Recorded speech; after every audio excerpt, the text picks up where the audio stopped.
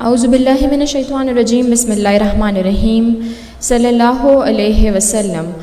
Respected presenter, ICAP students and ICAP team, Assalamu alaikum and a very good morning. I welcome you all in exam-focused revision sessions August 2023. Today we are conducting the fifth and final session on CAF 2 text practices. The timing of today's session would be from 9:30 AM to 1 PM with necessary breaks which will be announced from time to time.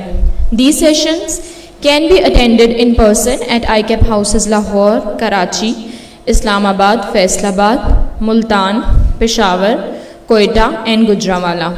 The students of other cities and abroad can join us using ICAP students Facebook page, which is icap.ca students. The students on Facebook page can ask their questions in comment section. The material being used today will be available through a link in comment section of this video.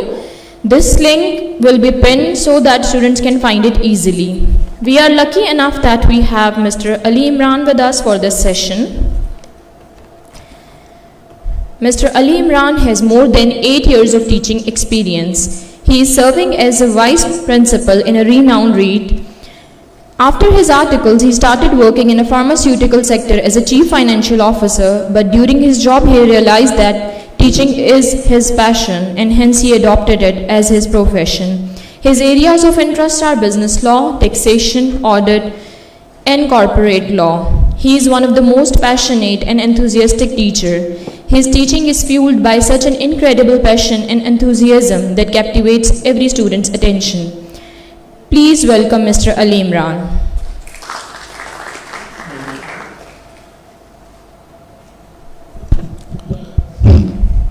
Bismillahirrahmanirrahim.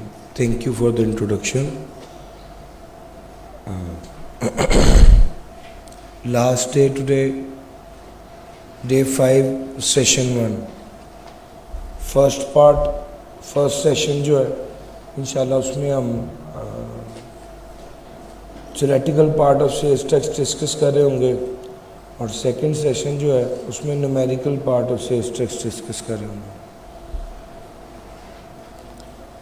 इंशाल्लाह कोशिश होगी कि maximum part बड़ी detail में हम cover करें और इंशाल्लाह सेकंड सेशन में हम लेटेस्ट अटैम्प्ट का जो न्यूमेरिकल है सेल्स टैक्स का वो कर रहे होंगे, कीपिंग इन माइंड कि हमने पहले एओबी के न्यूमेरिकल में भी लेटेस्ट न्यूमेरिकल किया है, बिजनेस के न्यूमेरिकल में भी लेटेस्ट अटैम्प्ट का न्यूमेरिकल था और सैलरी का भी लेटेस्ट अटैम्प्ट का न्यूमेरिकल था। स्प्रिंग 23 के न्यूमेरिकल्स आपको करवाए गए हैं इस सेशन में और इंशाल्लाह आज भी लेटेस्ट अटैम्प्ट का जो न्यूमेरिकल है सेल्स टैक्स का वो कर रहे होंगे। शुरू करते हैं सर आज की बात और इस सेशन को। बिस्मिल्लाह, इसको थोड़ा सा ऊपर करेंगे तो फिर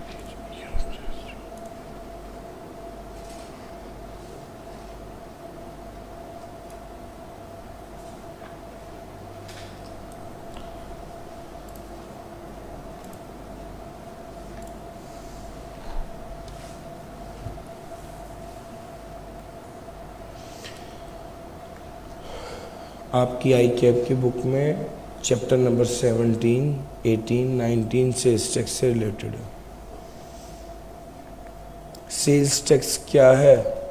सेल्स टैक्स के नाम से तो ये लगता है जैसे सेल्स पे टैक्स है, लेकिन ये सिर्फ सेल्स पे नहीं, इंपोर्ट पे, एक्सपोर्ट पे, मैन्युफैक्चरिंग पे, प्रोडक्शन पे और कंजम्पशन पे टैक्स का नाम सेल्स टैक्स है। सेल्स टैक्स कहाँ पर अप्लाई होता है? पूरे पाकिस्तान में अप्लाई होता है। Taxes under sales tax laws. Sales tax laws के मुताबिक जो टैक्सेस हैं, जब भी सेल्स टैक्स पढ़ते हुए लफ्ज़ टैक्स आए ना तो उससे मुराद सेल्स टैक्स, सेल्स पे लगने वाला टैक्स, सेल्स टैक्स के कानून के मुताबिक जो टैक्स है, चाहे वो डिफ़ॉल्ट सरचार्ज हो चाहे वो पेनल्टी हो, जितने पैसे भी आपको सेल्स टैक्स के कानून के मुताबिक अदा करने पड़ रहे हैं वो सेल्स टैक्स कहलाएगा या टैक्स कहलाएगा। तो सेल्स टैक्स में जब भी लफ्ज़ टैक्स आएगा तो उससे मुराद सेल्स टैक्स के कानून के मुताबिक वाजिबुल अदा टैक्स है, चाहे वो टैक्स की फॉर्म में हो, डिफ़ॉल्ट सरचार्ज हो, पेनल्टी हो या कोई और अमाउंट जो आपको पे करनी पड़ रही है under sales tax act 1990। Sir sales tax के ना 5 फंडामेंटल कॉन्सेप्ट्स हैं। प्लीज़ मुझे अब थोड़े से आप ज़्यादा अटेंटिव चाहिए। जो पहले 3-4 मिनट थे जागने के लिए वो काफ़ी थे, थोड़ा सा अलर्ट रहिएगा ताकि हम आपको बात समझा सकें और आप पिक कर सकें। तो जितनी टेक आपने गहरी लगाई हुई है, थोड़ी सी टेक छोड़ के ज़रा अलर्ट हो जाएंगे तो ज़रा बात बन जाएगी। और आप आए हैं यहाँ पे तो सबसे इसका आइडियल फ़ायदा ये है कि जो जो चीज़ें बताई जा रही हैं वो पिक करें। यार 5 बुनियादी बातें हैं, इन ये बातें अगर आपको बेस नहीं पता चली ज़्यादा डिटेल में तो फिर तो आगे जितना भी पढ़ते हैं वो फारिग है। सर जी सबसे पहले आउटपुट टैक्स, सेल्स पे जो टैक्स चार्ज करते हैं उसको आउटपुट टैक्स कहते हैं। जो चीजें बेच के टैक्स चार्ज किया जाता है वो आउटपुट टैक्स है। जो टैक्स खरीदते वक्त अदा किया जाता है वो इनपुट टैक्स है। एक बंदे ने 100 रुपए की आइटम खरीदी, उस पे 18 रुपए का टैक्स दिया। सर ये जो 18 रुपए का टैक्स खरीदने पर दिया है इनपुट टैक्स। ये जो वही आइटम उसने 200 की बेची और 36 रुपए का टैक्स चार्ज किया, ये जो 36 का टैक्स आपने कंज्यूमर को चार्ज किया है ये आउटपुट टैक्स है। सर मेरी बात ध्यान से सुनना, ये आउटपुट टैक्स आपने एफबीआर को जमा करवाना होता है और परचेज करने पर ये वाला इनपुट टैक्स आपने एफबीआर से वसूल करना होता है। मैंने परचेज करते हुए जितना टैक्स दिया मैं एफबीआर से वसूल करूंगा। मैंने सेल करके जितना टैक्स कस्टमर को चार्ज किया वो मैं एफबीआर को पे करूंगा। अल्टीमेटली 36 रुपए मैंने एफबीआर को पे करने हैं, 18 रुपए मैंने एफबीआर से लेने हैं। अल्टीमेटली बकाया मैं वो 36 में से ये वाला 18 एडजस्ट कर लूंगा और बकाया 18 जो है वो मैं एफबीआर को पे करूंगा। ये बेस है, बिल्कुल बेस, बॉटम लाइन ये। सेल करने पर जितने पैसे चार्ज किए और एफबीआर को जमा कराने थे माइनस परचेज करने पर जितने पैसे मैंने अदा किए थे और एफबीआर से वसूल करने थे उसको नेट करना। असल में ये सेल्स टैक्स। सर जी समझ आ गई है? अब इसमें मुख्तलिफ तरह की चीजें हैं। गुड्स है, एक है टैक्सेबल गुड्स। अब जब मैं कहूं आउटपुट टैक्स तो आपके दिमाग में फौरन आना चाहिए कि यार सेल पे जो टैक्स होता है वो आउटपुट टैक्स होता है, यस और नो। अब मैं जब कहूं इनपुट टैक्स तो आपके दिमाग में फौरन आना चाहिए कि परचेज में जो अदा करते हैं और एफबीआर से वसूल करना होता है वो इनपुट टैक्स होता है, यस और नो। सर जी गुड्स 3 तरह की होती हैं, एक टैक्सेबल, एक एग्जेम्प्ट और एक जीरो रेटेड। टैक्सेबल गुड्स वो गुड्स हैं जहां पर आउटपुट टैक्स भी होता है और इनपुट टैक्स भी होता है। बिस्मिल्लाह। बिल्कुल आराम, हालांकि इस पर अब जरूरत नहीं है लेकिन मजबूरी है।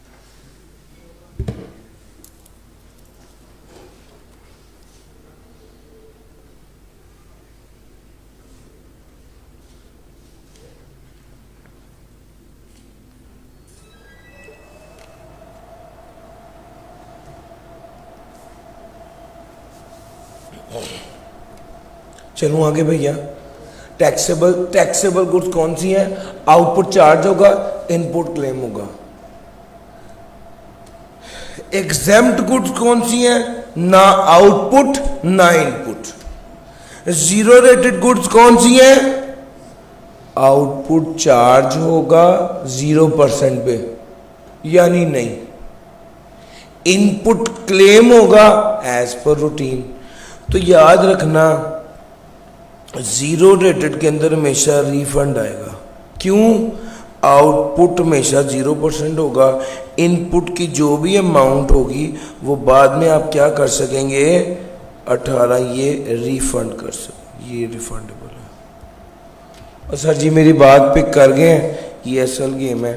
टैक्सेबल के अंदर आउटपुट भी चार्ज करेंगे, इनपुट भी क्लेम करेंगे। ये 36 आउटपुट चार्ज किया, 18 इनपुट क्लेम किया, ये 18, ये नॉर्मल गुड है, आमतौर पे ऐसे ही होता है। जीरो रेटेड की एग्जांपल है एक्सपोर्ट। जब आप एक्सपोर्ट करते हैं तो आउटपुट चार्ज नहीं करते, 0% पे करते हैं, इनपुट क्लेम करते हैं, ये इस पर रिफंडेबल आता है। और कुछ होती हैं एग्जाम्प्ट गुड्स। एग्जाम्प्ट गुड्स ऐसी गुड्स होती हैं आउटपुट चार्ज नहीं होना, इनपुट क्लेम नहीं होना। थोड़ा सा इसको डिटेल में अभी बता देता हूँ, आगे भी इसमें आना था लेकिन मैं अभी इसको कवर कर देता हूँ। सर जी जीरो रेटेड गुड्स के लिए एक स्केड्यूल है जिसका नाम 5th स्केड्यूल है, और एग्जाम्प्ट गुड्स के लिए एक स्केड्यूल है जिसका नाम 6th स्केड्यूल है। सर जी जीरो रेटेड गुड्स में आप मेनली जो चीज सबसे मशहूर है वो एक्सपोर्ट है। एक्सपोर्ट करेंगे तो जीरो रेटेड होगा। इसका मतलब ये कि आउटपुट चार्ज नहीं होगा, इनपुट क्लेम होगा। जबकि एग्जाम्प्ट के केस में कुछ स्पेसिफिक आइटम्स है। सर हम जनरली जब जूस खरीदते हैं तो जूस के पैकेट पे लिखा होता है इतना सेल्स टैक्स है, लेकिन जब सब्जी खरीदते हैं, जब दालें खरीदते हैं, जब गोश्त खरीदते हैं, जब कुरान पाक खरीदते हैं, जब दवाइयाँ खरीदते हैं, सर जी मेरी बात समझ आ रही, ये कुछ ऐसी चीज़ें हैं जिस केस में टैक्स एग्जेम्प्ट होता है। अब इसको थोड़ा सा मजीद एक्सप्लेन करूं तो एग्जेम्प्ट गुड्स ऐसी गुड्स होती हैं कि हम जिसको बेचते हैं उस पर आउटपुट टैक्स चार्ज नहीं कर सकते। जिससे खरीदते हैं अगर इनपुट टैक्स दिया हुआ है तो क्लेम नहीं कर सकते, अगर इनपुट टैक्स नहीं दिया हुआ तो फिर तो बहस ही नहीं। सर जी मेरी बात पिक कर रहे हो। अब एक बंदा कुरान पाक बेचता है, कुरान पाक को बेचता है तो ये एग्जेम्प्ट गुड है, आउटपुट चार्ज नहीं होता। उसको बनाने के लिए कागज खरीदता है, जब कागज खरीदता है तो टैक्स अदा करता है, तो जब आउटपुट होगा तो टैक्स नहीं लेगा, चूंकि कुरान पाक बेचेगा तो आउटपुट चार्ज नहीं करेगा। लेकिन जब उसने कागज खरीदा था तो इनपुट पे किया था। मेरा सवाल आपसे ये, क्या वो इनपुट क्लेम कर सकता है? The answer is no. क्या मेरा पॉइंट पिक कर गए हो? बच्चे के ज़हन में जनरली ये होता है कि आउटपुट चार्ज नहीं होना और इनपुट क्लेम नहीं होना, ये बात ठीक है, लेकिन इनपुट पे किया होता है, बाज़ औक़ात पे नहीं किया होता। अगर आपने इनपुट पे किया हुआ या नहीं किया हुआ, आप क्लेम नहीं कर सकते। सर जी मेरी बात पिक कर गए? ये असल गेम है। आउटपुट चार्ज करना है, आउटपुट चार्ज नहीं करना और इनपुट क्लेम नहीं करना, ये एग्जाम गुड है। इनपुट पे किया हुआ है या नहीं किया हुआ, इनपुट क्लेम नहीं करना। सर जी ये 5 बुनियादी कॉन्सेप्ट हैं। आउटपुट टैक्स क्या है, इनपुट टैक्स क्या है, टैक्सेबल गुड्स है, zero rated good, exempt good. मुझे एक बार बता दीजिए, क्या ये 5 बातें बुनियादी समझ आ गई? यस और नो? लो सर, अगर आपको ये समझ आ गई हैं, थोड़ा सा आगे चलते हैं।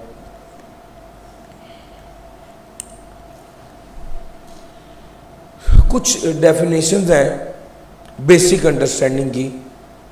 गुड्स सप्लाई करेगा importer, manufacturer, wholesaler, distributor, retailer, तो ही ये टैक्सेबल गुड्स होंगी। इंपोर्टर कौन होता है? जो गुड्स बाहर के मुल्क से पाकिस्तान लेके आता है। इंपोर्ट स्टेज पे सेल्स टैक्स लगता है? यस। इंपोर्ट स्टेज पर परचेज करने पर सेल्स टैक्स अदा करना होता है। मैन्युफैक्चरर कौन होता है? सर जो गुड्स को मैन्युफैक्चर करता है उसे मैन्युफैक्चरर कहते हैं। रॉ मटेरियल उसका अपना हो या ना हो, जो गुड्स को मैन्युफैक्चर करेगा उसे मैन्युफैक्चर कहेंगे। प्लास्टिक के दाने से ये पेन बना देना, ये रिमोट बना देना, प्लास्टिक के दाने से शेप चेंज कर देना, सर ये मैन्युफैक्चरिंग है।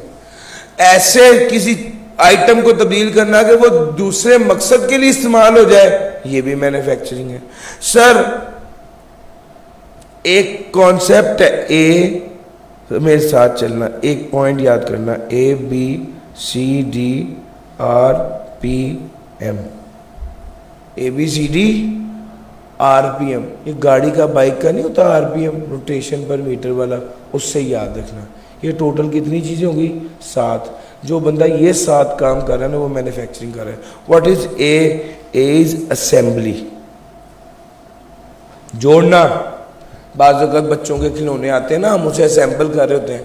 पाकिस्तान में ऑटोमोबाइल इंडस्ट्री जो है ये सारी असेंबली तो करती है, पार्ट्स तो बाहर से आते हैं। डब्बे की सूरत में गाड़ी आती है, ये गाड़ी को जोड़ते हैं, assembly. Sir B for bottling, C for cutting, D for diluting, R for repacking, P for packing, M for mixing. ये 7 काम करना मैन्युफैक्चरिंग है, पहली बात। दूसरा, मैन्युफैक्चरर अगर बैंक करप्ट हो गया और उसकी सीट पर कोई ऑफिशियल असाइनी, लिक्विडेटर, क्यूरेटर, कोई भी सरकारी बंदा आके बैठा जिसका मकसद उस लिक्विडेटेड बंदे की चीज़ों को बेचना था, बैंक करप्टेड बंदे की चीज़ों को बेचकर लोगों के पैसे अदा करना था, वो वाला बंदा जो मैन्युफैक्चरर की सीट पर आके बैठा है उसे भी मैन्युफैक्चरर समझा जाएगा। दूसरा पॉइंट ये, बनी हुई चीजों को क्लेम करना कि ये मेरा ब्रांड है। बनी हुई प्रोडक्ट आइटम के ऊपर राइट क्लेम करना कि ये मेरा ब्रांड है, उस बंदे को भी मैन्युफैक्चरर कहा जाता है।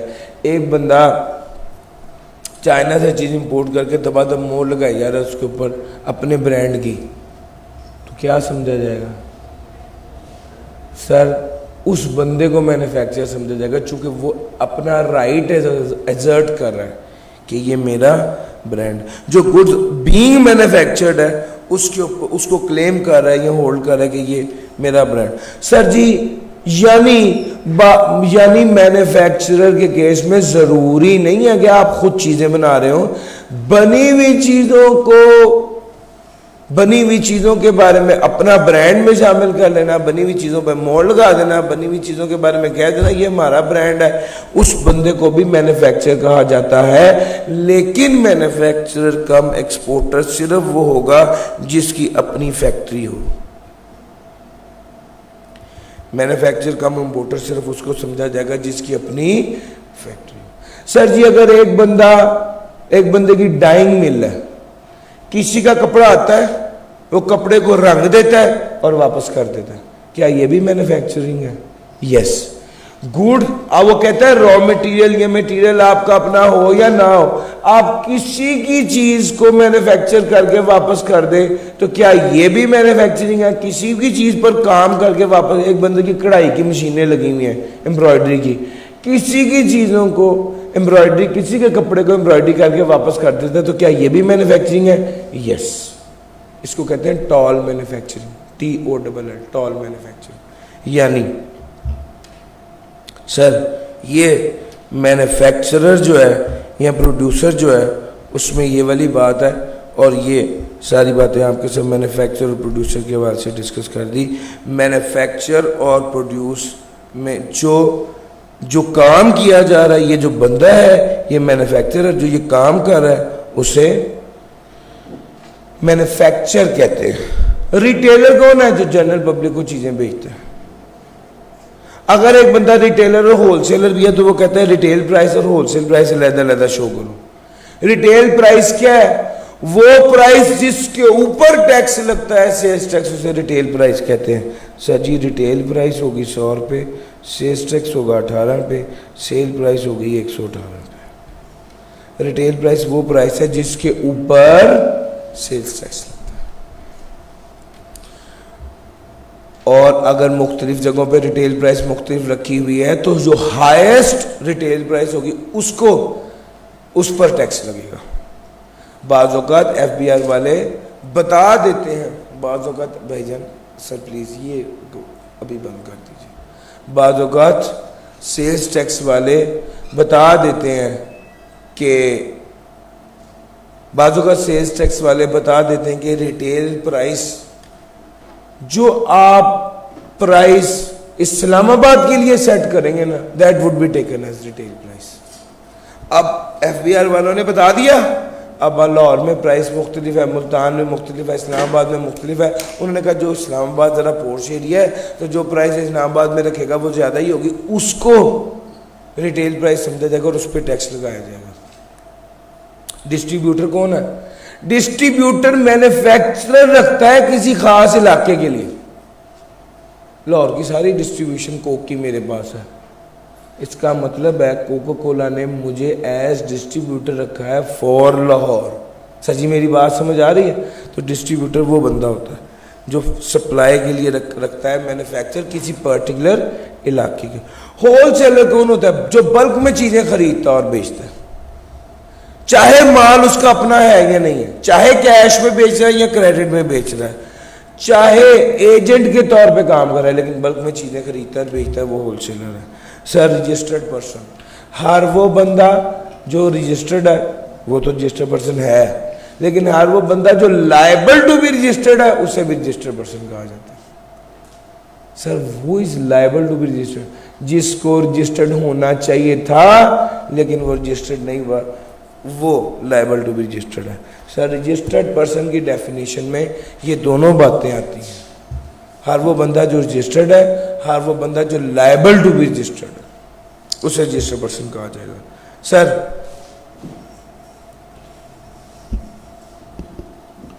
जो बंदा लायबल टू बी रजिस्टर्ड है ना, उस बेचारे के साथ बड़ी बुरी होती है, चूंकि वो रजिस्टर्ड नहीं होता। आउटपुट टैक्स कस्टमर को चार्ज नहीं कर सकता, लेकिन FBR को जमा कराना पड़ता है। इनपुट टैक्स पे करता है लेकिन FBR से क्लेम नहीं कर सकता। क्यों? FBR कहते हैं तुम रजिस्टर्ड ही नहीं, तुम रजिस्टर्ड नहीं है। ये वो बंदा जो कि रजिस्टर्ड ना हो but liable to be registered हो, उसको बड़ी मुश्किल पेश होती है। बहरहाल पर्सन की डेफिनेशन में हमने आपको बताया था 7 लोग होते हैं, individual, AOP company, federal government, foreign government, political sub division of foreign government और पब्लिक इंटरनेशनल ऑर्गेनाइजेशन। ये 7 लोग इनकम टैक्स में पढ़ाए थे। यहां पर अब ये सिर्फ ये 2 इजाफी आ गए, ये 2 इजाफी हैं, बाकी इनकम टैक्स वाले 7 हैं। Taxable activity, what is taxable activity?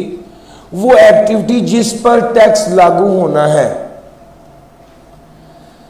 आप कोई भी कमर्शियल काम कर रहे हैं, इकोनॉमिक काम कर रहे हैं, बिजनेस से रिलेटेड कोई भी काम कर रहे हैं, तो वो टैक्सेबल एक्टिविटी है। बिजनेस की फॉर्म में कर रहे हो, गुड सप्लाई कर रहे हो, सर्विसेज दे रहे हो, वन ऑफ काम भी बिजनेस की नेचर का है। और कोई काम जो टैक्सेबल एक्टिविटी के शुरू के या एंड में लगा है, वो टैक्सेबल एक्टिविटी कहलाएगा। हाँ, टैक्सेबल एक्टिविटी में क्या शामिल नहीं है? सर मैं नौकरी कर रहा हूँ, मुझे सैलरी, मेरी सैलरी 1 लाख है। हम क्या मुलाजिम ने कभी कहा कि जी मेरी सर्विसेज 1 लाख के ऊपर 18% टैक्स लगेगा? नहीं। क्यों? सर वो टैक्सेबल एक्टिविटी नहीं है। एम्प्लॉय जो एम्प्लॉयर को सर्विसेज देता है वो टैक्सेबल एक्टिविटी नहीं है। अगर कोई रिक्रिएशनल हॉबी या परसूट हो, सब लोग मिलके साइकिलिंग करके फॉर एग्जांपल फैसलाबाद जाएं, तो जनाब इस केस में ये एक एक्टिविटी है जिसका मकसद पैसा कमाना नहीं है, बल्कि ये हॉबी है, रिक्रिएशनल काम है। सर जी कैंपिंग करने के लिए 10-20 लोग मिलकर जाते हैं, तो ये टैक्सेबल एक्टिविटी नहीं होती। एक बंदा करे तो भी नहीं होती, एक से ज़्यादा करे तो भी नहीं होती। सर जी टैक्स पीरियड, इनकम टैक्स में 1 साल का पीरियड होता है, सेल्स टैक्स में 1 माह का पीरियड होता है। ई इंटरमीडियरी, ये वो बंदा है जो सेल्स टैक्स रिटर्न जमा कराता है, टैक्स पेयर से कवायद लेता है, उसको डिजिटलाइज करके FBR को प्रेजेंट करता है जिस तरह FBR चाहता है। ऐसे बंदे को ई इंटरमीडियरी कहते हैं। Cottage industry, one of the most important definitions. Cottage industry क्या है? 4 शर्तें पूरी होनी चाहिए। पहला, इंडस्ट्रियल या इलेक्ट्रिसिटी कनेक्शन ना हो। सर इंडस्ट्रियल कनेक्शन ना हो गैस या बिजली का, रेजिडेंशियल एरिया में मौजूद हो, इंडस्ट्रियल एरिया में मौजूद ना हो बल्कि रेजिडेंशियल एरिया में मौजूद हो, does not have a total labour force of more than 10 workers, 10 से ज़्यादा लोगों के मुलाजम आपके पास ना हो, वर्कर आपके पास ना हो, और आपका टर्नओवर 10 मिलियन से ज़्यादा ना हो, इसको कॉटेज इंडस्ट्री कहते हैं। घरेलू इंडस्ट्री, घर के अंदर फैक्ट्री लगाई होती है, घर के अंदर एम्ब्रॉयडरी की मशीन रखी हुई है, घर के अंदर डाइंग कर रहे हैं, घर के अंदर सिलाई कर रहे हैं, सिलाई कढ़ाई कर रहे हैं। अब ये जो घरेलू इंडस्ट्री है ना, इसको गवर्नमेंट प्रोटेक्ट करती है कि यार ये छोटे पैमाने पे काम कर रहे हैं, इनको करने की इजाज़त मिलनी चाहिए। उसके हवाले से वो कहते हैं हाँ अब ये इंडस्ट्री में ना कर रहे हो, रेजिडेंशियल एरिया में कर रहे हो, और इनका कनेक्शन बिजली या गैस का इंडस्ट्रियल ना हो, ठीक हो गया। तीसरा, काम करने वाले बंदे 10 से ज़्यादा ना हो, और टर्नओवर सालाना 1 करोड़ से ज़्यादा ना हो। अगर ये शर्तें पूरी हो जाएं तो ये कॉटेज इंडस्ट्री है। सर कॉटेज इंडस्ट्री हो तो उससे क्या होता है? कॉटेज इंडस्ट्री हो तो ये कॉटेज इंडस्ट्री जो चीज़ भी बेचेगी वो एग्जाम्प्ट होगी। सर अगर एक बंदा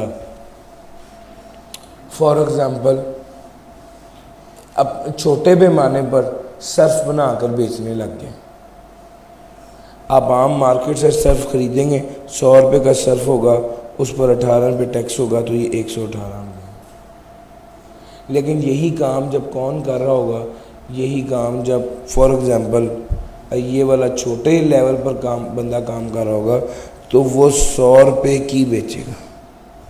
क्या मतलब? चीज़ एग्जाम्प्ट होगी ना, आउटपुट चार्ज नहीं करेगा, तो इसकी चीज़ कंपैरेटिवली सस्ती लगेगी।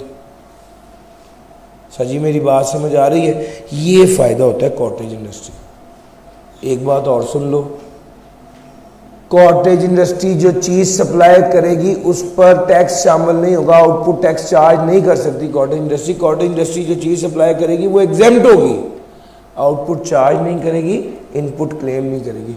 जो बंदा कॉटेज इंडस्ट्री को सप्लाई करेगा वो टैक्स चार्ज करेगा, यस, लेकिन वो अनरजिस्टर्ड होने की वजह से फर्दर टैक्स चार्ज नहीं करेगा। ये बात मैंने आगे बतानी है, लेकिन चूंकि रिवीजन क्लास है तो मैं यहां पे बता देता हूं। आप जब किसी अनरजिस्टर्ड पर्सन को सेल करते हैं तो 3% फर्दर टैक्स चार्ज करते हैं, यस और नो? नहीं करेंगे अगर कॉटेज इंडस्ट्री भी, हालांकि कॉटेज इंडस्ट्री अनरजिस्टर्ड पर्सन है, लेकिन इस पर 3% फर्दर टैक्स चार्ज नहीं होता। क्रस्ट क्या होता है?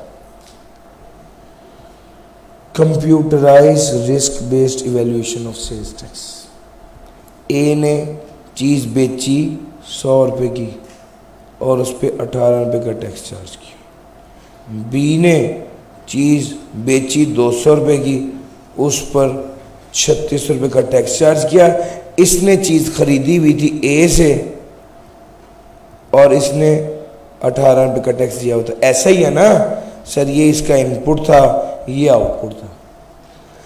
गौर से बात सुनना, ए का आउटपुट बी के इनपुट के साथ टैली होना चाहिए या नहीं? यार हाँ नाते करो। ए का आउटपुट बी के इनपुट के साथ टैली होना चाहिए ना? सर जी ये क्रस्ट करता है, क्रॉस मैच। क्रॉस मैच, ए का आउटपुट बी के इनपुट के साथ टैली होना चाहिए, सेलर का आउटपुट बायर के इनपुट के साथ टैली होना चाहिए। जो सॉफ्टवेयर है सेल्स एफबीआर के पास सेल्स टैक्स का, वो ऑटो पे क्रॉस मैच कर रहा होता है। अगर ये टैली ना हो तो बी इनपुट टैक्स क्लेम नहीं कर सकेगा, उसको कहते हैं डिस्क्रिपेंसी इन क्रस्ट। अगर ये टैली ना हो तो बी इनपुट टैक्स क्लेम नहीं कर सकेगा। सर जी कब तक जमा कराना होता है? कब तक जमा कराना है? अगले महीने की 15 तारीख तक आपने रिटर्न जमा करानी होती है। सेल्स टैक्स अगले महीने की 15 तारीख तक सेल्स टैक्स रिटर्न जमा करानी होती है। सप्लाई, ये आपके सेल्स टैक्स की कॉन्सेप्चुअली सबसे इंपॉर्टेंट डेफिनेशन। सप्लाई क्या है सप्लाई? मैंने अभी बताया, किसी असल में सप्लाई की बात में वो कहते हैं सप्लाई वो है जिस पे आउटपुट टैक्स चार्ज होगा। सप्लाई क्या है? Output tax charge. जब सप्लाई होती है तो आउटपुट टैक्स चार्ज होता है। अगर हम सेल करें आउटपुट टैक्स चार्ज होगा, अगर हम ट्रांसफर करें आउटपुट टैक्स चार्ज होगा, अगर हम प्राइवेट यूज करें आउटपुट टैक्स चार्ज होगा, अगर हम बिजनेस यूज कर लें आउटपुट टैक्स चार्ज होगा, अगर हम नॉन बिजनेस यूज कर लें आउटपुट टैक्स चार्ज होगा। अपने कारोबार में बिजनेस या नॉन बिजनेस के तौर पे किसी फिनिश गुड्स को यूज़ कर लिया जाए तो आउटपुट टैक्स चार्ज होगा। अगर आप नीलाम करके कोई चीज़ बेच दें आउटपुट टैक्स। यार जहाँ जहाँ सप्लाई है उस सप्लाई के लफ्ज़ की जगह मैं क्या कह रहा हूँ? आउटपुट टैक्स चार्ज होगा। सर जी अगर डिस्पोज कर दें गुड्स को सप्लाई है, सप्लाई का मतलब आउटपुट टैक्स चार्ज होगा। In case of manufacturing of goods belonging to another, sir ji किसी दूसरे बंदे की गुड्स को मैन्युफैक्चर करके जब डिलीवर करेंगे तो ये भी सप्लाई है। और बिजली बनाना, ट्रांसमिट करना, डिस्ट्रीब्यूट करना ये भी सप्लाई है। मेरे साथ चलना ज़रा एक बार। अब आप लोगों ने बोलना है सर सेल करना क्या है? सर जी सेल करना सप्लाई है। आपने बस ये बोलना है सप्लाई है। जरा एक बार ये दोहरा लें, यही असल गेम है। सर जी सेल करना क्या है? सप्लाई है। ट्रांसफर करना क्या है? Put to private business non business use करना क्या है? ऑक्शन करना क्या है? डिस्पोज करना क्या है? सर जी एक बंदा टैग रजिस्टर्ड था, अनरजिस्टर्ड हो गया, जितनी गुड्स उसके पास पड़ी थी वो क्या है? सप्लाई है। सर जी किसी दूसरे बंदे की गुड्स को मैन्युफैक्चर करना ये क्या है? सप्लाई है। किसी दूसरे बंदे की गुड्स को मैन्युफैक्चर करके जब डिलीवर करते हैं जिसको टॉल मैन्युफैक्चरिंग कहते हैं ये सप्लाई है। Sir ji distribution of electricity ये भी क्या है? सप्लाई है। ये भी सप्लाई है। सर जी ये 8 चीज़ें जहन में रखिएगा, ये सप्लाई है। जहन में रखना सप्लाई का मतलब क्या है भाईजान? क्या मतलब है? आउटपुट टैक्स चार्ज होगा। सप्लाई का मतलब है आउटपुट टैक्स चार्ज होगा। याद रखना आपने अगर चीज बेची है तो आउटपुट चार्ज करेंगे। आपने अगर चीज खरीदी है और सप्लाई नहीं हुई तो आप इनपुट क्लेम नहीं कर सकते। यानी अगर सप्लाई नहीं है आउटपुट भी नहीं है, इनपुट भी नहीं है। अगर सप्लाई नहीं है तो आउटपुट चार्ज नहीं हो सकता। अगर सप्लाई नहीं है तो आप इनपुट क्लेम नहीं कर सकते। मेरी बात भी करें, इस चीज को अपने ध्यान में रखिएगा। सप्लाई इसीलिए कहता हूं कि सप्लाई बहुत इंपॉर्टेंट गेम है। सर जी सप्लाई की वैल्यू क्या होती है? आसान अल्फाज में सप्लाई है तो आउटपुट टैक्स चार्ज होगा। आउटपुट टैक्स कितने % पे चार्ज होता है? 18% पे। किस अमाउंट का 18% लेना है? ये अगला सवाल है। इसका जवाब है वैल्यू ऑफ सप्लाई। बताइए किस अमाउंट पर 18% लेना है? उसने कहा कर क्या रहे हो? सर जी आम अल्फाज में हर केस में fair market value, fair market value का 18% लेना है। अगर डिस्काउंट हो तो, अगर किस्तों पे चीज दी है तो यार 100 रुपए की चीज किस्तों में 120 रुपए की बेचते हैं तो टैक्स 100 पे लगेगा या 120 पे? 100 पे। सर एसोसिएट आपस में रियायत करते हैं जो ताल्लुक वाले बंदे हैं, 100 रुपए की चीज 80 रुपए की देते हैं, टैक्स किस पे लगेगा? 100 पे या 80 पे? 100 पे। तो रियायत जो ताल्लुक की वजह से की है वो टैक्स वाले कंसीडर नहीं करते। अगली बात सुनो, ट्रेड डिस्काउंट। 2 तरह के डिस्काउंट, एक ट्रेड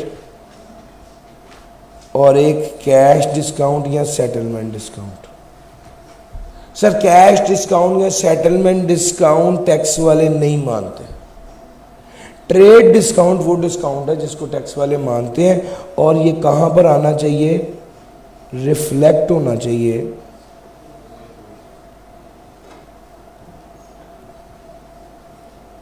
दूसरी बात इनवॉइस में रिफ्लेक्ट होना चाहिए। तीसरी बात as per norms of business हो, नॉर्मल हो, जर्नल हो, स्पेशल ना हो, वन ऑफ ना हो। सर जी मेरी बात समझ आ रही है?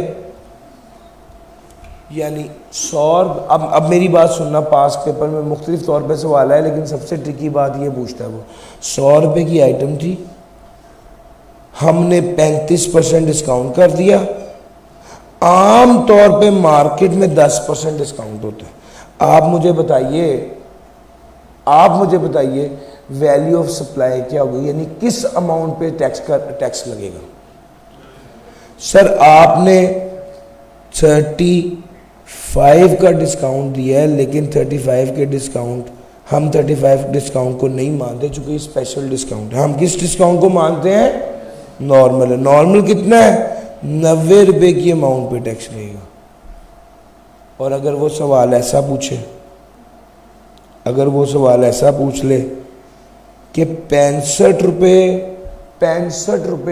आप सेल में 65 रुपये शामिल है, जिस पे 35% डिस्काउंट दिया जा चुका है, आम डिस्काउंट 10% होता है। तो पहले आप क्या करेंगे? पहले आप 65 को ग्रॉस अप करेंगे डिवाइड बाय 0.65। 35% डिस्काउंट दिया तो इसका मतलब है ये 65% रह गया ना। अच्छा, अब डिस्काउंट कितना अलाउ है? उसने कहा 10% अलाउ है। तो कितनी अमाउंट शामिल होनी चाहिए थी सप्लाई के अंदर? 90%। इस वक्त कितनी शामिल है? 65। तो जमा कर दो, 25% शामिल होनी चाहिए थी। इसको वापस ऐड बैक कर देंगे। 65 की अमाउंट आपको मिली जो 35% डिस्काउंट है। 65 की अमाउंट आपको मिली जो 35% डिस्काउंट। अब मेरी बात सुनना जरा ध्यान से। 65 की अमाउंट आपको मिली जो 35% डिस्काउंट लगा हुआ है और नॉर्मल डिस्काउंट 10% है। तो सबसे पहले तो आप ये करो ना, 65 को डिवाइड बाय 0.65 कर दो ताकि आपके पास असल वैल्यू आ जाए।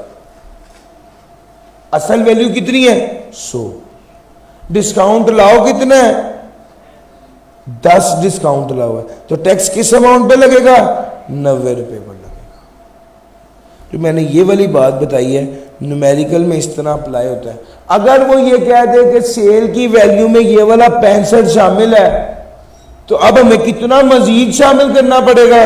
इस 90 में से 65 तो पहले ही शामिल है, वो लेस कर देंगे, बकाया कितना रह जाएगा? 25। ये ऐड करना पड़ेगा। और सर जी मेरी बात समझ आ गई है? ये सबसे मुश्किल एडजस्टमेंट डिस्काउंट की है जो मैंने आपको सिखा दी।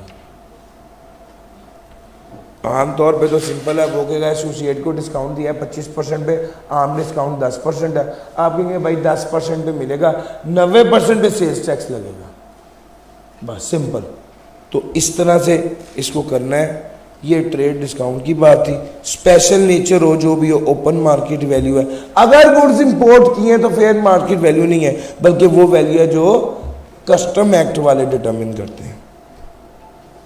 सर अगर गुड्स की वैल्यू सही डिटरमिन नहीं की गई और शक पड़ रहा है कि इन्होंने जानबूझ के वैल्यू कम लिखी है, तो वैल्यूएशन कमेटी तश्कील दे देगी जो वैल्यू डिटरमिन करेगी। अगर वापडा बिजली सप्लाई कर रहा है तो किस अमाउंट पर टैक्स लगेगा? एनर्जी चार्जेस पर। एनर्जी चार्जेस पर टैक्स लगेगा। बिल की अमाउंट पे टैक्स नहीं लगता। जो वापडा का बिल तो होता है उसमें एनर्जी चार्जेस पे टैक्स लगता है। लेकिन जो पावर और गैस कंपनी है ना, ये जो टैक्स लगाती हैं ये बिल की अमाउंट पे लगाती है। वापडा जो लगाती है वो एनर्जी चार्जेस पे लगाती है। जो लोग प्राइवेटली बिजली बनाकर बेचते हैं, वो जैसे सोसाइटीज़ में होता है ना, वो वैल्यू ऑफ बिल पर टैक्स लगता है। वापडा किस पे टैक्स लगाता है? एनर्जी चार्जेस पर लगाता है। सर अगर सेकंड हैंड गाड़ी खरीदे तो उस पर भी टैक्स लगेगा? हाँ जी, सेकंड हैंड गाड़ी जितने की बेची माइनस जितनी की खरीदी, जो डिफरेंस है जिसको कहते हैं वैल्यू एडिशन, उस पर टैक्स लगेगा। इंपोर्टेड गुड्स पे टैक्स लगेगा? हाँ जी, जो कस्टम ड्यूटी वाले वैल्यू करेंगे। सर जी कब सप्लाई होगी। सर जी हमने पेमेंट की है,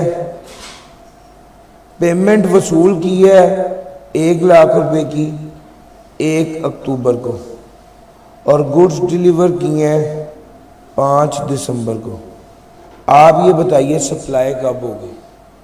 याद रखना अब हर महीने रिटर्न फाइल करनी है, तो अक्टूबर के महीने की रिटर्न में हम लिखेंगे सेल और आउटपुट टैक्स चार्ज करेंगे या दिसंबर के महीने?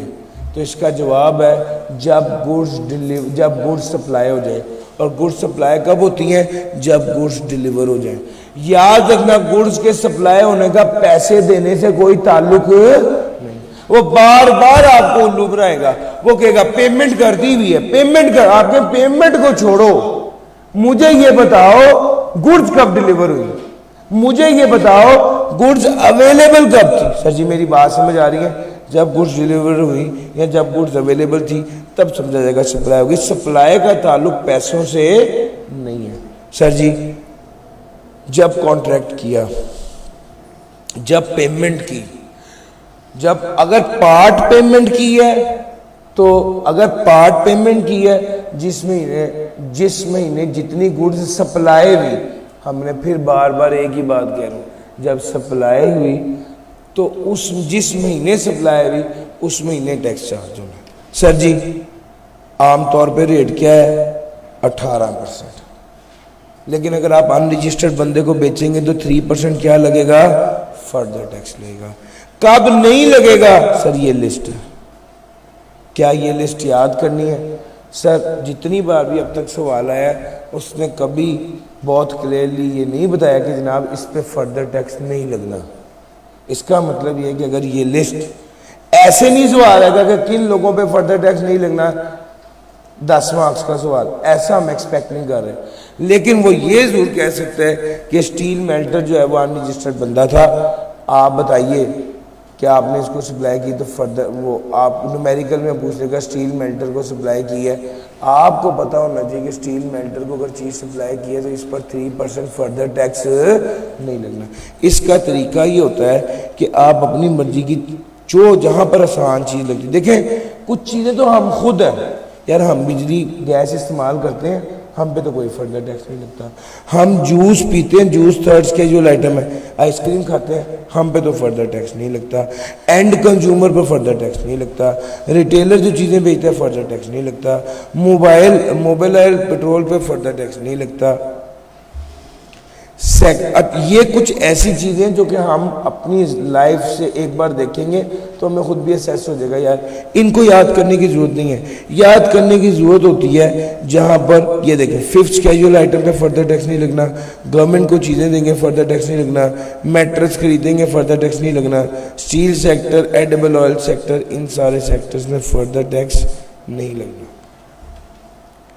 तो ये लिस्ट अगर आप पक्की याद नहीं करते कम से कम 5-7 बार जरूर पढ़ी हो कि आइडेंटिफाई कर सकें। अच्छा जनाब अब आ गया third schedule item. Third schedule item की 2 खास बातें हैं। बात नंबर 1, मैन्युफैक्चरर टैक्स लगाकर एफपीआर को जमा कराता है। टैक्स चार्ज कौन करता है? मैन्युफैक्चरर करता है और वो एफपीआर को जमा कराता है। और किस वैल्यू पे टैक्स लगता है? रिटेल प्राइस पे। थर्ड स्केड्यूल आइटम के बारे में ये 2 बातें याद रखना, रिटेल प्राइस पे टैक्स लगेगा और मैन्युफैक्चरर टैक्स लगाएगा। आप जितने की भी खरीदो टैक्स रिटेल प्राइस पे दोगे, आप जितने की भी बेचो टैक्स रिटेल प्राइस पे दोगे। टैक्स वाले कहते हैं हमें आपकी लेने देने से कोई मतलब नहीं है, टैक्स रिटेल प्राइस पर अदा करना पड़ेगा। जितने ही खरीदोगे वहाँ पर भी, जितने की बेचो वहाँ पर भी। थर्ड स्केड्यूल आइटम में कौन सी आइटम्स आती हैं? रोज़मर्रा की जूसेस हैं, ice cream, shampoo, toilet soap, cigarette, syrups, detergent, perfumery, T, milky T, mineral water, cement और टूथपेस्ट, बेवरेजेस वगैरह, ये सारी आइटम्स जो हैं ये थर्ड स्केड्यूल आइटम्स हैं। और मैंने आपको बताया रोज़मर्रा की आइटम्स हैं। आम तौर पे थर्ड स्केड्यूल आइटम की लिस्ट लंबी है और जितनी बार भी सवाल आया उसने बताया है कि ये थर्ड स्केड्यूल आइटम है, वहाँ पर उसने नहीं बताया कि ये वो आइटम है जिस पे फर्दर टैक्स नहीं लगना, वो लिस्ट ज़्यादा है। ये वाली लिस्ट मेरे मुताबिक वो बता देते हैं। लो सर, अब कुछ ऐसी चीज़ें हैं जिसकी इंपोर्ट और फर्दर सप्लाई पर 25% टैक्स लगेगा। ये नई वैरायटी है जो पहले नहीं थी। इसका क्या मतलब है? इसका मतलब ये कि हाँ अब एक नई चीज़ आ गई है और वो ये कि कुछ चीज़ों पे जो वो समझता है कि बहुत अहम नहीं है ज़िंदगी गुजारने के लिए, उस पर उसने टैक्स 18% की बजाय कितना कर दिया है? 25%। लेकिन ये इंपोर्ट कर रहा है जो बंदा, उस पर इंपोर्ट स्टेज पर 25% देंगे और जब बेचेंगे 25% चार्ज करेंगे। इंपोर्ट पर भी 25% है, सब्सिक्वेंट सप्लाई पर भी 25%। टिश्यू पेपर है, कॉस्मेटिक की चीज़ें, सिगरेट सिगार है, ई सिगरेट्स, वेप वगैरह, water, beverages, ice cream, fruit and vegetable juices, shampoo, mattress वगैरह इंपोर्ट कर रहे हैं 25%, फर्दर सप्लाई कर रहे हैं 25%। फर्दर सप्लाई का मतलब है इंपोर्टेड चीज़ कोई बेच रहे हैं आगे खरीद के, तो 25% टैक्स लगेगा। सर इसके अलावा भी कुछ चीज़ें हैं जिसकी इंपोर्ट और सब्सिक्वेंट सप्लाई पर 25% टैक्स लगेगा और ये इसको लिस्ट इसने भी दे दी है। हम एक्सपेक्ट कर रहे हैं कि ये लिस्ट आपको याद करने की ज़रूरत नहीं है, वो आपको इतना ज़रूर बताना चाहिए कि 25% टैक्स लगेगा, बट स्टिल कम से कम 5 से 8 बार आपको ये लिस्ट ज़रूर एक बार पढ़ लेनी चाहिए कि आपके जहन में क्लिक करेंगे। इस तरह याद ना करेंगे पेपर में वो ये लिस्ट पूछेगा, लेकिन इतना ज़रूर पढ़ लें कि अगर पेपर में कोई आइटम हो तो पहचान सकेंगे ये 25% वाली है या नहीं। 18% के अलावा टैक्स लगा सकते हैं, हाँ जी, एक्स्ट्रा टैक्स। कितना? 18% तक, यानी 18 तो लग गया ना, 18 तो लग गया। इसके अलावा भी टैक्स लागू किया जा सकता है जो ऊपर मैक्सिमम 18% तक है, और FBR बता देगा कि ये टैक्स कब किस तरह जमा कराना है और किसने जमा कराना है, और FBR चाहे तो किसी भी आइटम पर या पर्सन या क्लास ऑफ पर्सन पर ये एक्स्ट्रा टैक्स लागू कर सकता है। कैपेसिटी टैक्स कैपेसिटी की बेस पर होता है। मशीन की हॉर्स पावर में कैपेसिटी होती है, गाड़ी की इंजन पर की बेस पर कैपेसिटी होती है। रिटेलर में 2 रिटेलर होता है, एक बड़े वाला रिटेलर जिसको टायर 1 रिटेलर कहते हैं, वो तो नॉर्मल मैनर में सेल्स टैक्स देता है। एक छोटे वाला रिटेलर है जिसको अदर देन टायर 1 रिटेलर कहते हैं, और ये बिजली के बिल पर टैक्स देता है। कितना? अगर बिल 20,000 तक आएगा तो 5%, अगर बिल 20,000 से ज़्यादा आएगा पर मंथ तो 7.5%। सर जी, स्टील प्लेट और शिप प्लेट्स पर भी टैक्स, सेल्स टैक्स लगता है, और ये टैक्स पता है किस बेस पर लगता है? प्रोडक्शन पर, मिनिमम प्रोडक्शन की बेस पर। तो टैक्स वाले किसी भी फैक्ट्री जो स्टील की फैक्ट्री है उससे कैलकुलेट करते हैं कि इसकी मिनिमम प्रोडक्शन क्या है, और फिर कम से कम उतना टैक्स चार्ज करते हैं। अगर एक्चुअल प्रोडक्शन उससे ज़्यादा हो तो ज़्यादा करेंगे, लेकिन अगर एक्चुअल प्रोडक्शन कम हो तो मिनिमम प्रोडक्शन के बराबर से टैक्स चार्ज करेंगे। ये स्टील प्रोडक्ट के बारे में। CNG पर भी इसी तरह सेल्स टैक्स लगता है। ये वाली बात है, हमें ये पढ़ा देता।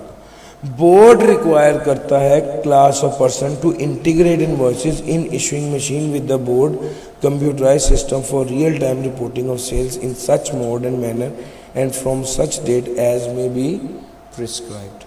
सर बोर्ड किसी भी क्लास को पर्सन को कह सकता है कि आप अपने सिस्टम को इंटीग्रेट करो। 2 दिन से इंटीग्रेशन की बातें हो रही हैं, ये भी वही वाली इंटीग्रेशन है। बोर्ड कह देता है अपने सिस्टम को, कंप्यूटर्स को हमारे साथ इंटीग्रेट कर दो ताकि जब आप एंट्री करो तो रियल टाइम में वो एंट्री FBR के पास भी आ जाए। वो इज लायबल टू पे टैक्स, जो सेल करेगा वो टैक्स पे करेगा, जो गुड्स इंपोर्ट करेगा वो टैक्स पे करेगा, जो सर्विसेज देगा वो टैक्स पे करेगा। कलेक्शन में अगर कोई बंदा इजाफी टैक्स कलेक्ट कर लेता है और उसका इंपैक्ट एंड कंज्यूमर पर आ गया है तो वो टैक्स उसको FBR को जमा करा देना, बात खत्म। उसको टैक्स 18 रुपये कलेक्ट करना चाहिए तो उसने 20 रुपये कलेक्ट कर लिए, और एंड कंज्यूमर ने उस चीज़ को कंज्यूम कर लिया या उसका इम्पैक्ट एंड कंज्यूमर तक आ गया, तो अब 18 की बजाय पूरा 20 ये FBR को जमा करा दें।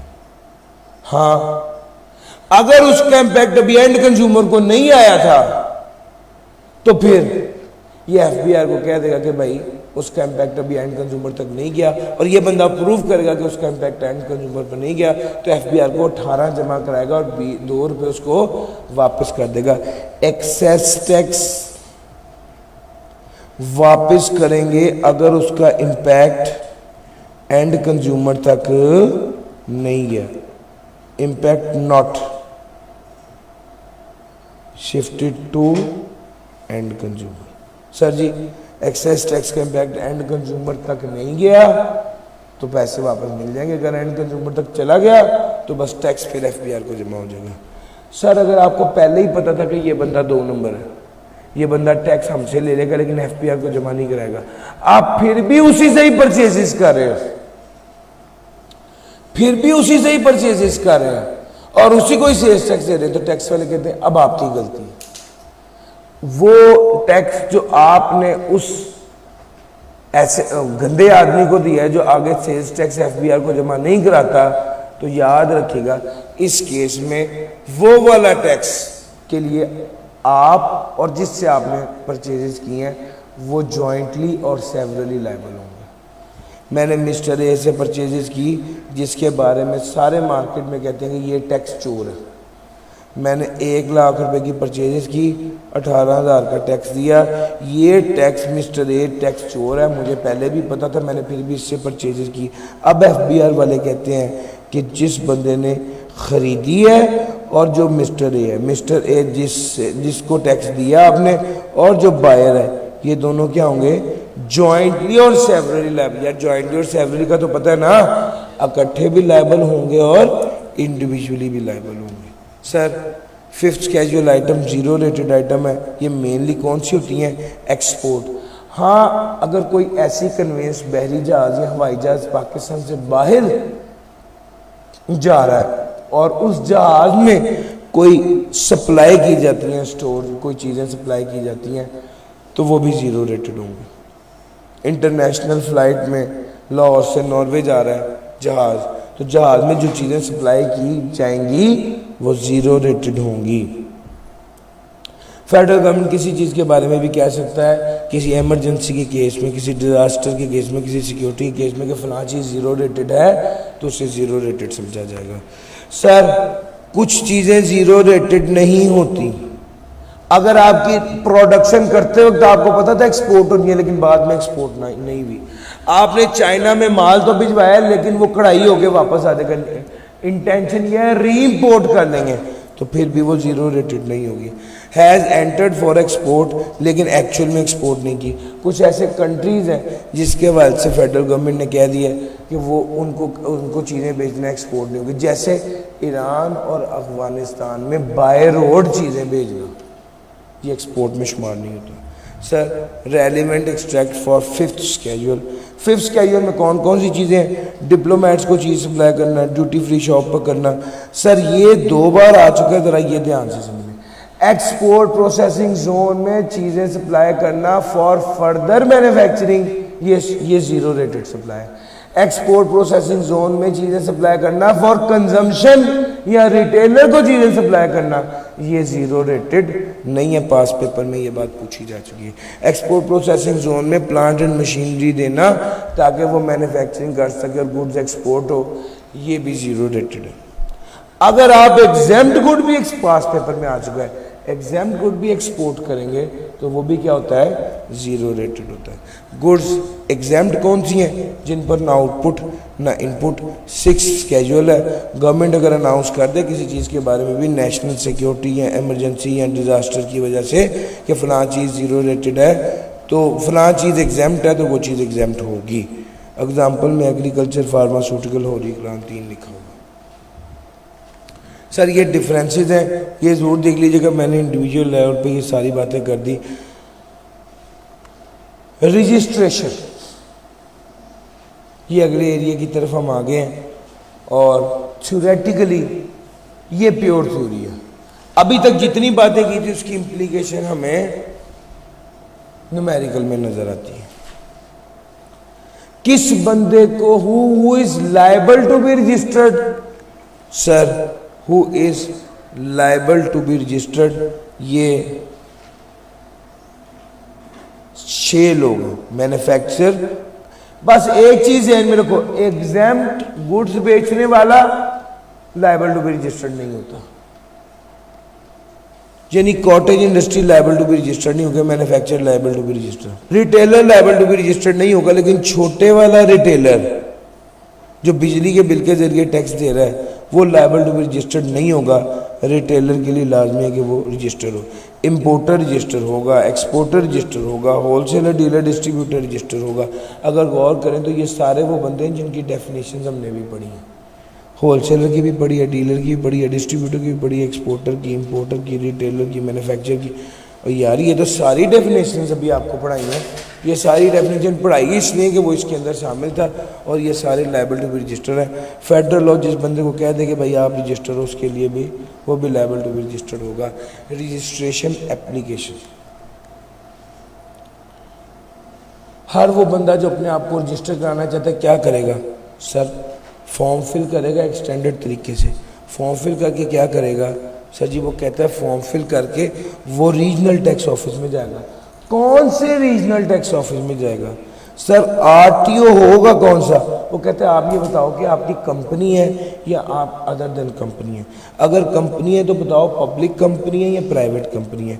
अगर प्राइवेट कंपनी है तो जिस आरटीओ की ज्यूरिसडिक्शन में रजिस्टर्ड ऑफिस आएगा, जिस आरटीओ की ज्यूरिसडिक्शन में रजिस्टर्ड ऑफिस आएगा उस आरटीओ में जाना है आपने दरखास्त लेके रजिस्ट्रेशन की। अगर प्राइवेट कंपनी है तो देखना पड़ेगा कि वो मैन्युफैक्चरिंग कर रही है या बिजनेस कर रही है। सर अगर मैन्युफैक्चरिंग कर रही है तो जिस आरटीओ की ज्यूरिसडिक्शन में फैक्ट्री है उसके पास जाएंगे रजिस्ट्रेशन के लिए। और अगर बिजनेस कर रही है तो जिस आरटीओ की ज्यूरिसडिक्शन में जहाँ पर बिजनेस किया जाता है, वो जिस आरटीओ जहाँ पर दुकान है, जहाँ पर ब्रांच है, वो जिस आरटीओ की जुरिस्डिक्शन में है वहाँ पर जाएंगे। अगर हम अदर देन कंपनी की बात करें, एक तरफ मैन्युफैक्चरिंग है और दूसरी तरफ अदर देन मैन्युफैक्चरिंग है। सर जी अगर मैन्युफैक्चरिंग कंपनी होगी अदर देन कंपनी, यानी ये बात हो रही है इंडिविजुअल और एओपी की, तो अगर ये मैन्युफैक्चरिंग करे तो जिस आरटीओ की जुरिस्डिक्शन में फैक्ट्री है उस आरटीओ के पास जाएंगे। और अगर अदर देन मैन्युफैक्चरिंग है तो जिस आरटीओ की जुरिस्डिक्शन में बिजनेस है वहाँ पर जाएंगे। जिस आरटीओ की जुरिस्डिक्शन में ब्रांच है या दफ्तर है या वो दुकान है, उस आरटीओ के पास जाएंगे रजिस्ट्रेशन के लिए। रजिस्ट्रेशन करानी है, रजिस्ट्रेशन फॉर्म जमा कराना पड़ेगा, कवायद अटैच करने पड़ेंगे, आरटीओ के पास जाना पड़ेगा रजिस्ट्रेशन के लिए। जी किस आरटीओ के पास, इस आरटीओ के पास जिसकी बात की है। आपको बैंक सर्टिफिकेट जमा कराने पड़ेंगे, बिजली गैस के मीटर की इंफॉर्मेशन देनी पड़ेगी। अगर मल्टीपल ब्रांचेस हैं तो सारी ब्रांच की इंफॉर्मेशन देनी पड़ेगी। बिजनेस प्रेमिसेस कहाँ पे, उसकी जीपीएस टैग्ड फोटोग्राफ यानी लोकेशन के साथ। और अगर आप मैन्युफैक्चरर हैं तो GPS tagged photograph plant and machinery के भी होंगे और मीटर्स के भी होंगे। ये सारा कुछ कर लिया, उसके बाद आपने नादरा जाना है, नादरा जाके आपने बायोमेट्रिक करानी है। अगर आपने ये सब कवायद जमा कराने के बाद कितने दिन के अंदर नादरा ना गए, वो कहता है अगर आप नादरा ना गए विद इन अ मंथ 30 दिन के अंदर, तो जो रजिस्टर, अच्छा आपने कवायद जमा कराया था आपको रजिस्टर कर दिया जाएगा। 30 दिन के अंदर बायोमेट्रिक करानी है। अगर आपने 30 दिन के अंदर बायोमेट्रिक ना करवाई तो फिर वो जो रजिस्टर कराया हुआ था उसे वापस आपका नाम एक्टिव टैक्स पे लिस्ट से निकाल दिया जाएगा। फिर उसके बाद अगर आप मैन्युफैक्चरिंग कर रहे हैं तो कुछ लोग एक्चुअल में देखने आएंगे, फील्ड ऑफिसर्स आएंगे और वो देखेंगे कि जो तफसीलात आपने रजिस्ट्रेशन में दी हैं क्या वो सच्ची हैं या झूठी हैं। उसने कहा अगर वो तफसीलात सच्ची हैं, वो कहता है in case the field office during scrutiny after the registration finds that any document provided is fake और रॉन्ग, जो डॉक्यूमेंट प्रोवाइड किए गए हैं वो फेक हैं या रॉन्ग हैं, तो फिर वो कहता है 15 days filing with the registered person shall take off from the sale activity. भाईजान आपके पास फील्ड ऑफिसर आया, फील्ड ऑफिसर ने आगे चेक किया, उसने कहा रजिस्ट्रेशन में तो कुछ था, असल में तो कुछ है, हमें ये फलां फलां डॉक्यूमेंट दिखाएं। आपने डॉक्यूमेंट प्रोवाइड कर दिए, उसके कहने पर 15 दिन के अंदर तो ठीक है, अदरवाइज वो आपको दोबारा क्या कर देगा, डी रजिस्टर कर देगा। सर जी यहाँ तक आपको बात समझ आ गई। एक बात समझ लीजिए, रजिस्टर्ड बंदा आउटपुट चार्ज करेगा, इनपुट क्लेम करेगा। जो अनरजिस्टर्ड है वो तो आउटपुट चार्ज भी नहीं कर पाएगा, इनपुट क्लेम भी नहीं कर पाएगा। अब एक मसला आ गया। अब मसला ज़रा ध्यान से सुनना। एक बंदे ने प्लांट एंड मशीनरी इंपोर्ट की, इसने उस पे किया सेल्स टैक्स। अब ये चाहता था want to claim sales tax. Sales tax कौन क्लेम कर सकता है, ओनली रजिस्टर्ड पर्सन। इसने कहा तो मैं रजिस्टर्ड हो जाता हूं। जब रजिस्ट्रेशन के प्रोसेस में गया तो उन्होंने कहा जीपीएस टैग्ड फोटोग्राफ लाओ। प्लांट एंड मशीनरी, किसने कहा यही तो मैं करने के लिए आया हूं। और यार मेरा पॉइंट समझे, रजिस्ट्रेशन के लिए जीपीएस टैग्ड फोटोग्राफ चाहिए ना, अभी पड़ा है। वो कहता है रजिस्ट्रेशन के लिए जीपीएस टैग्ड फोटोग्राफ चाहिए। आप रजिस्टर्ड होना चाहते हैं, जीपीएस टैग्ड फोटोग्राफ लाए। आपने कहा भाई वो तो इंपोर्ट कर रहा हूं, इंपोर्ट करके उस पर टैक्स दिया, वो टैक्स तो क्लेम करना चाहता हूं, तो जीपीएस टैग्ड फोटोग्राफ कहां से लाऊं। फिर उसने कहा अच्छा आप अपने इंपोर्ट के डॉक्यूमेंट लाएं। वो कहता है आप इंपोर्ट के डॉक्यूमेंट लाएं और इंपोर्ट के डॉक्यूमेंट की बेस पे आपको टेम्पररी रजिस्टर कर दिया जाएगा 72 घंटों के अंदर अंदर। कितने दिनों के लिए, 60 दिनों के लिए। आपको जमा क्या कराना पड़ेगा, लिस्ट ऑफ मशीनरी और इंपोर्ट।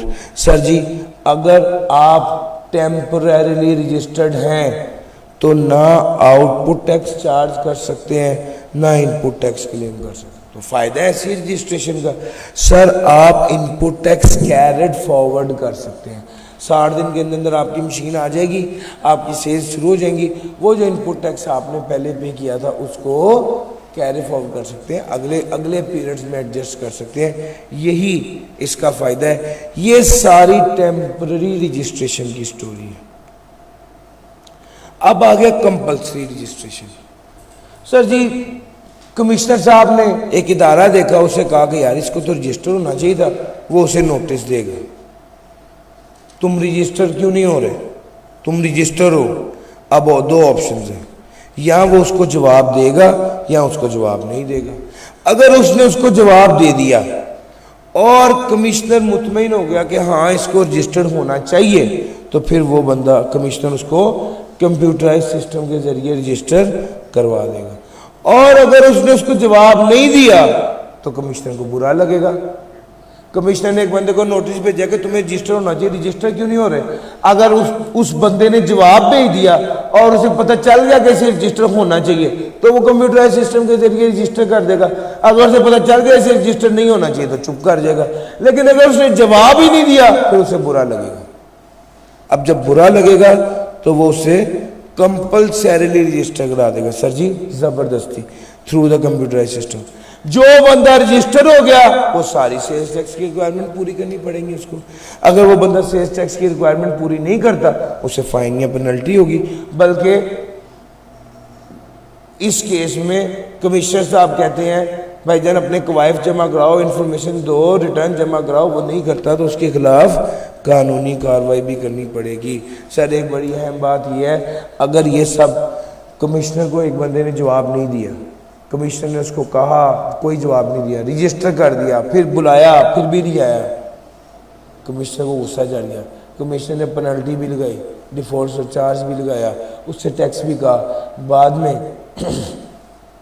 बाद में पता चला कमिश्नर साहब जो हैं बाद में वो बंदा आया, कहता है मैं तो मुल्क से बाहर था, मैं तो चीज़ें बेचता हूँ वही एग्जाम्प्ट है, तो मेरे पे तो टैक्स लगता ही नहीं है। तो कमिश्नर ने कहा ओहो, मैं कमिश्नर फ़ौरन ऑर्डर देगा कि ये जो इसको सारे नोटिस भेजे थे वो भी कैंसिल करो, इसकी रजिस्ट्रेशन को भी कैंसिल करो, और वो उसे कहेगा कि किसी किस्म की लाइबिलिटी आप पे नहीं है। जो टैक्स और डिफ़ॉल्ट सरचार्ज और पेनल्टी उसने लागू की थी वो सारा क्या हो जाएगा, ख़त्म हो जाएगा। सर जी मेरी बात समझ आ रही है। लो सर, ये company required to be registered में था। आप रजिस्टर्ड हो गए, कंपल्सरी रजिस्टर हो गए, टेम्पररी के बाद रजिस्टर हो गए। डी रजिस्ट्रेशन की story, what is D registration? आप रजिस्टर हो गए, वो कहते हैं नहीं भाईजान रिवर्स गियर, डी रजिस्टर हो जाए। क्यों होंगे सर? आपने कारोबार ही छोड़ दिया है, आप जो चीज़ें बेचते थे वो अब एग्जाम्प्ट हो गई हैं, आपने कारोबार बेच दिया है, कारोबार मर्ज हो गया है दो लोगों का, तो एक रजिस्टर रहेगा, एक ख़त्म हो जाएगा। और अगर कोई बंदा 6 माह से लगातार रिटर्न फाइल नहीं कर रहा है, ये सारे वो लोग हैं that are required to be deregister, या they may apply to be deregister. हर वो बंदा जिसका कारोबार ख़त्म हो जाए, जिसकी गुड एग्जाम्प्ट हो जाए, जो रजिस्टर ना रहे, रजिस्टर ना रहना चाहे, वो क्या करेगा? कमिश्नर को दरख्वास्त देगा, क्या कि मुझे डी रजिस्टर कर दो। अब कमिश्नर सोचेगा ये डी रजिस्ट्रेशन की दरख्वास्त लेके आए, इसका पता क्या मतलब है, ये अब इसके बाद मेरे पास नहीं आएगा। तो डी रजिस्ट्रेशन की दरख्वास्त के 90 दिन के अंदर अंदर, या जब वो वाजिबुल अदा पैसे, आउटस्टैंडिंग पैसे अदा कर दे, विच एवर इज लेटर, इन दोनों में से जो लेटर है उस पर वो डी रजिस्टर हो जाएगा। ठीक हो गया। अब होता ही है कमिश्नर के पास जब वो बंदा आया और वो कहता है मुझे डी रजिस्टर कर दो, कमिश्नर को पता था ये डी रजिस्ट्रेशन के लिए आ रहा है, अब इसने दोबारा नहीं आना। कमिश्नर साहब उसका ऑडिट खोल देंगे, उसको अपने असिस्टेंट को कहा ध्यान से सारा इसका चेक करो हिसाब किताब और देखो इसके कितने पैसे बनते हैं।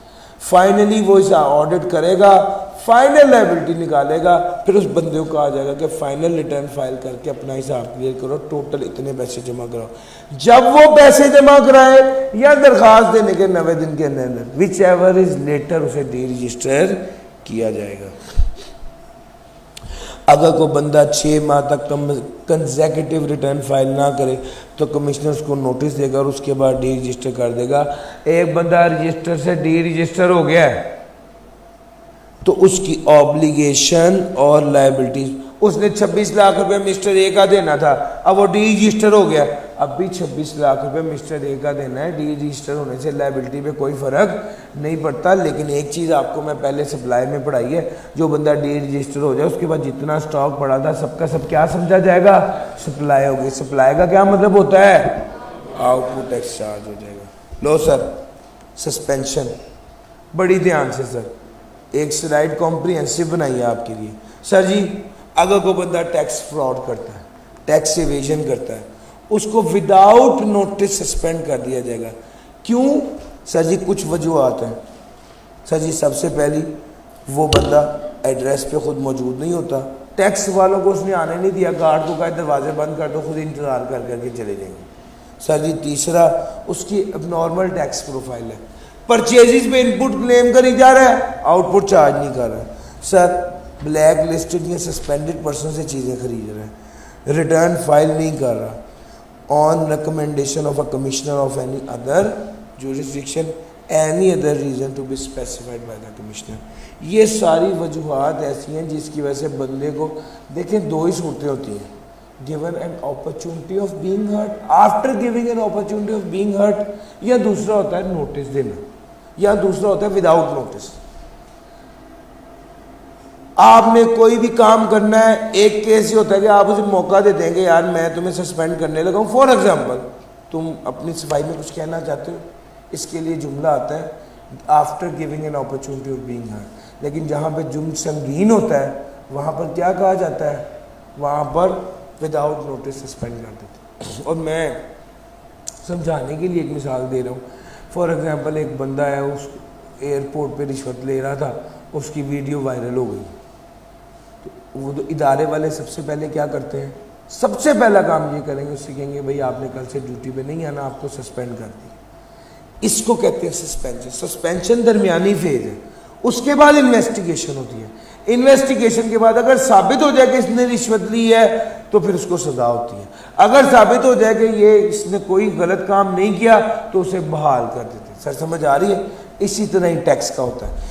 ये सारे काम ऐसे हैं जिसकी बेस पे किसी बंदे को सस्पेंड कर दिया जाएगा। सस्पेंड करने के बाद इन्वेस्टिगेशन होगी। इन्वेस्टिगेशन के बाद अगर साबित हो जाए हाँ इस बंदे ने वाकई गलत किया था तो ब्लैक लिस्ट कर देंगे। अदरवाइज क्या होगा, वापस बहाल होके एक अच्छा साफ सुथरा टैक्स पेयर बन जाए। सर समझ आ रही है? तो ये दो चीज़ें, टैक्स इवेजन या टैक्स फ्रॉड हो, और इन केसेस में विदाउट नोटिस सस्पेंड कर देंगे, ऑर्डर ऑफ सस्पेंशन आ जाएगा, और ऑर्डर ऑफ सस्पेंशन के 7 दिन के अंदर शो कॉज नोटिस आ जाता है। अगर शो कॉज नोटिस नहीं दिया गया 7 दिन के अंदर तो order of suspension void. Show cause notice का क्या मतलब है? ये सारी वजह थी, तुमने ऐसा क्यों किया, वजह बताओ, वजह बता दे। अगर आपने शो कॉज नोटिस दिया नहीं दिया तो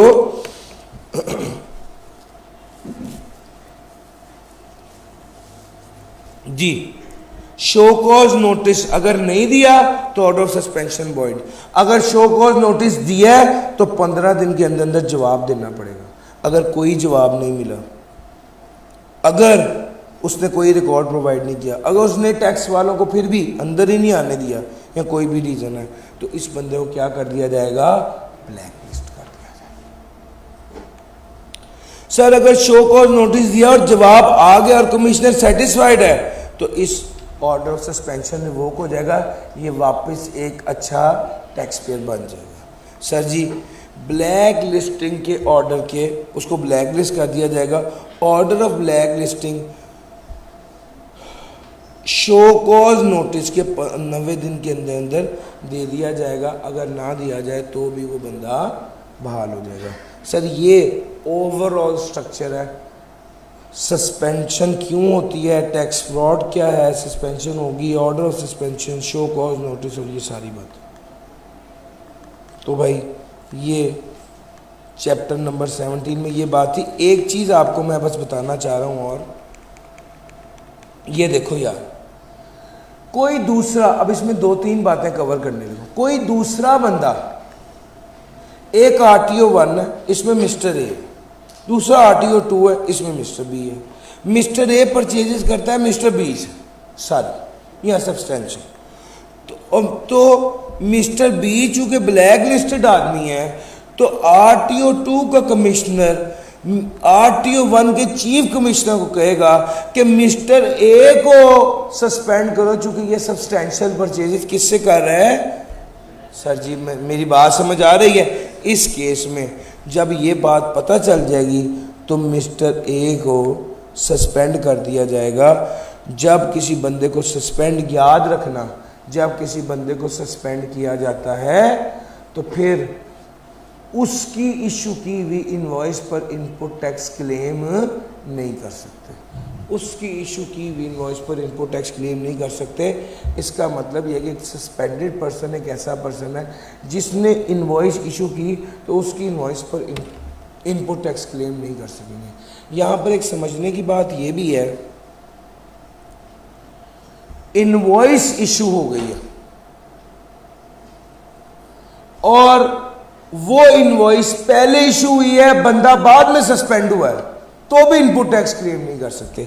अगर मिस्टर बी ब्लैक लिस्टेड या सस्पेंडेड है, हमने उससे जब परचेज की थी तब वो अच्छा टैक्स पेयर था, फर्क नहीं पड़ता।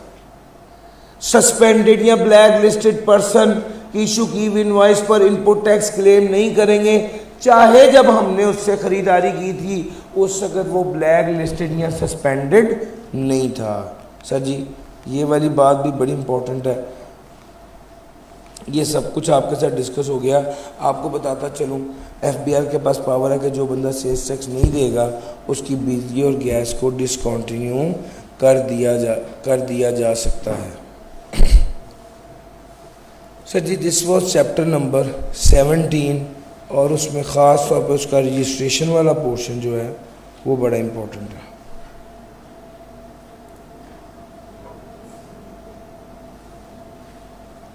सर जी मैं अभी पहले चैप्टर नंबर 19 की तरफ इसलिए आ रहा हूँ क्योंकि चैप्टर नंबर 19 में ज़्यादातर बातें वो हैं जो हम कल रिटर्न के एरिया में पढ़ चुके हैं। ज़रा देखिएगा, रिटर्न चैप्टर 19। सर आम तौर पे सेल्स टैक्स रिटर्न मंथली होती है, हर रजिस्टर्ड पर्सन को 15 तारीख तक जमा करानी होती है। अगर आप इलेक्ट्रॉनिक फाइल कर रहे हैं तो पैसे 15 तारीख तक जमा करा दें और 18 तारीख तक रिटर्न जमा करा दें। सर जी, स्पेशल रिटर्न किसी भी रजिस्टर्ड या अनरजिस्टर्ड बंदे को जमा करानी पड़ेगी अगर कमिश्नर कह दे तो। डी रजिस्ट्रेशन के केस में फाइनल रिटर्न जमा करानी पड़ती है, अभी आपको थोड़ी देर पहले बताया है। सालाना रिटर्न पब्लिक या प्राइवेट लिमिटेड कंपनी को जमा करानी पड़ेगी और 30 सितंबर उसकी डेट होती है। क्वार्टरली रिटर्न जिसको कमिश्नर कह दे, वो रजिस्टर्ड या अनरजिस्टर्ड हो, उसको रिटर्न जमा करानी पड़ेगी। रिटर्न की समरी शीट है, इसमें मेजर्स ने रिटर्न के बारे में सारी बातें बता दी हैं कि मंथली रिटर्न होती है, स्पेशल, फाइनल, एनुअल और quarterly return. Sir ji, extension of time, return की डेट बता दी, जो इनकम टैक्स में लिखा हुआ है एज इट इज़ वही यहाँ पर लिखा हुआ है। कमिश्नर को दरख्वास्त देंगे, कमिश्नर वजह देखेगा, बीमारी है, मुल्क से बाहर है, कोई और वजह है तो 15 दिन की एक्सटेंशन दे देगा। अगर कमिश्नर ने एक्सटेंशन देने से इनकार कर दिया तो चीफ कमिश्नर के पास चल जाएंगे, जो मजीद 15 दिन की एक्सटेंशन दे देगा। अगर आपको फर्दर एक्सटेंशन चाहिए तो भी, और अगर कमिश्नर ने इनकार कर दिया तो भी आप चीफ कमिश्नर के पास जाएंगे, जो आपको 15 दिन की एक्सटेंशन दे देगा। लेकिन एक्सटेंशन देने का ये मतलब कतई नहीं है कि आपने लेट फाइलिंग की है। लेट फाइलिंग तो आपने तब भी किया है और लेट फाइलिंग का सरचार्ज आपको देना पड़ेगा। एज इट इज़ कॉपी होना ये उस एरिया में से। सर, सेल्स टैक्स रिटर्न में आना क्या क्या है? सेल्स की टैक्सेबल एग्जाम जीरो रेटेड है। परचेजेस कौन सी, रजिस्टर्ड से कितनी की, अनरजिस्टर्ड से कितनी की, उसके हवाले से चीज़ें इंशाल्लाह जो हम अभी सेकेंड हाफ में जो न्यूमेरिकल कर रहे होंगे वो सारी यही बातें हैं।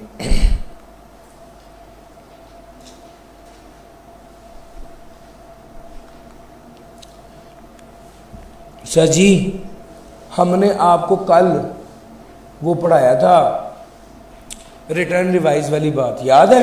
सर, रिटर्न रिवाइज वाली बात सेल्स टैक्स में भी होती है। क्या सेल्स टैक्स में भी रिटर्न रिवाइज हो सकती है? हाँ जी भाई, सेल्स टैक्स में भी रिटर्न रिवाइज हो सकती है कमिश्नर की अप्रूवल से 120 दिन के अंदर।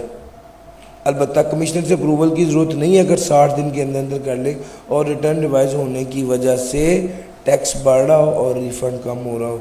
रिटर्न रिवाइज करनी है, 3 बातें आपको कही थी इनकम टैक्स में। अगर वॉलंटरली रिवाइज किए तो कोई पेनल्टी नहीं है, अगर ऑडिट का नोटिस आने के बाद की तो 25% पेनल्टी, और अगर शो कॉज नोटिस के बाद की तो 50%। याद है, सेल्स टैक्स में थोड़ा सा ही फर्क है। अगर शो कॉज नोटिस करने के बाद की है तो फुल पेनल्टी यानी 100% पेनल्टी पड़ती है। बस ये बात, थोड़ा सा ये फर्क। ये रिकॉर्ड की बात, रिकॉर्ड है सबूत। सर, सारी इन्वॉइसेस का सबूत रखना है, सारी परचेजेस का सबूत रखना है, सारी जो चीज़ें ख़रीदी हैं, जो चीज़ें बेची हैं, सारे सबूत आपने अपने पास रखने हैं। कितने अरसे के लिए रखने हैं? 6 साल के लिए रखने हैं। अगर प्रोसीडिंग चल रही है तो जब तक प्रोसीडिंग का फैसला नहीं आ जाता तब तक आपने अपने पास ये सारे सबूत रखने हैं। अगर कंपनी के अंदर ऑडिटेड फाइनेंशियल स्टेटमेंट है तो ऑडिटेड फाइनेंशियल स्टेटमेंट भी अपने पास महफूज रखनी है। सर, इन्वॉइस में क्या क्या होता है? इनवॉइस में सप्लायर का नाम, सप्लायर का sales tax registration number, supplier का एड्रेस, सप्लायर का टेलीफोन नंबर, परचेजर का नाम, परचेजर का एड्रेस, परचेजर का सेल्स टैक्स रजिस्ट्रेशन नंबर। ये आ गया। कौन सी चीज़ कितनी चीज़ बेची, कौन सी चीज़ बेची, कितनी बेची, वैल्यू सेल्स टैक्स के अलावा क्या थी, सेल्स टैक्स का रेट कितना लगना है, total sales tax value sales tax कितनी बनती है, और इंक्लूडिंग यानी सेल्स टैक्स मिला के टोटल वैल्यू कितनी है इनवॉइस की, और सेल्स टैक्स की टोटल वैल्यू कितनी है इस इनवॉइस में। ये सारी चीज़ें हमें शो करनी होती हैं। सेल्स टैक्स इनवॉइस में क्या क्या होता है, बस एक चीज़ ध्यान में रखना, अगर आप किसी अनरजिस्टर्ड बंदे को चीज़ें बेच रहे हो तो एक बात ध्यान में रखना, अगर वो 1 लाख रुपए से कम की चीज़ें खरीद रहा है तो फिर तो खैर है, लेकिन अगर अनरजिस्टर्ड बंदा 1 लाख से ज़्यादा की चीज़ें खरीद रहा है तो उसका NTN या CNIC आपको ज़रूर चाहिए होता है। उसका NTN या CNIC ज़रूर लें।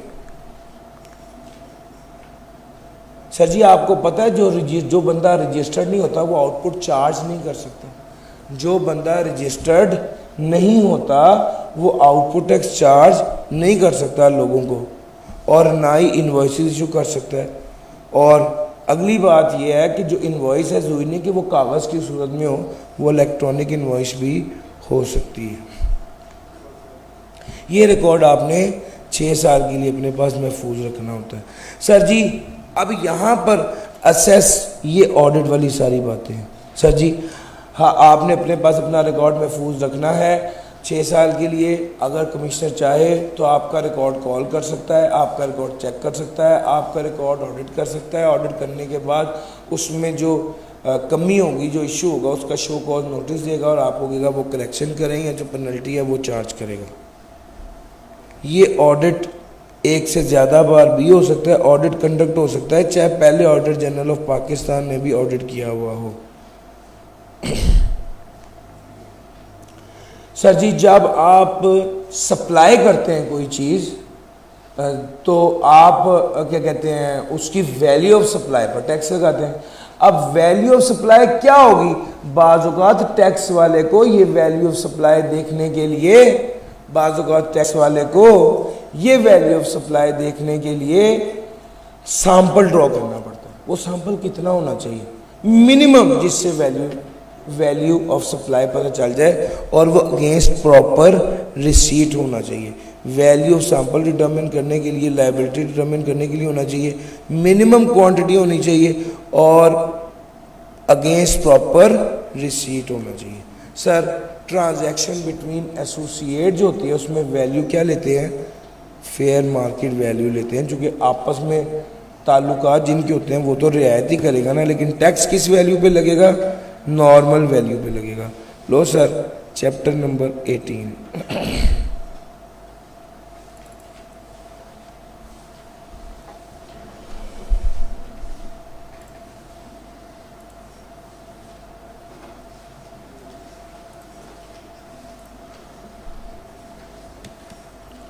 Determination of sales tax liability, chapter number 18। Sir आप sales tax liability output tax minus input tax, ये तो पता ना। इनपुट टैक्स अगर क्लेम ना कर सकें तो कितने अर्से तक कैरेट फॉरवर्ड कर सकते हैं, 6 टैक्स पीरियड्स तक। तो याद है वहां पे भी 6 साल था, यहां पर भी 6 टैक्स पीरियड है। मई के महीने में इनपुट टैक्स क्लेम करना था तो मई का महीना छोड़ के काउंट करना शुरू करेंगे। मई को छोड़ दें, जून जुलाई अगस्त सितंबर अक्टूबर नवंबर के माह तक आप इनपुट टैक्स क्लेम कर सकते हैं।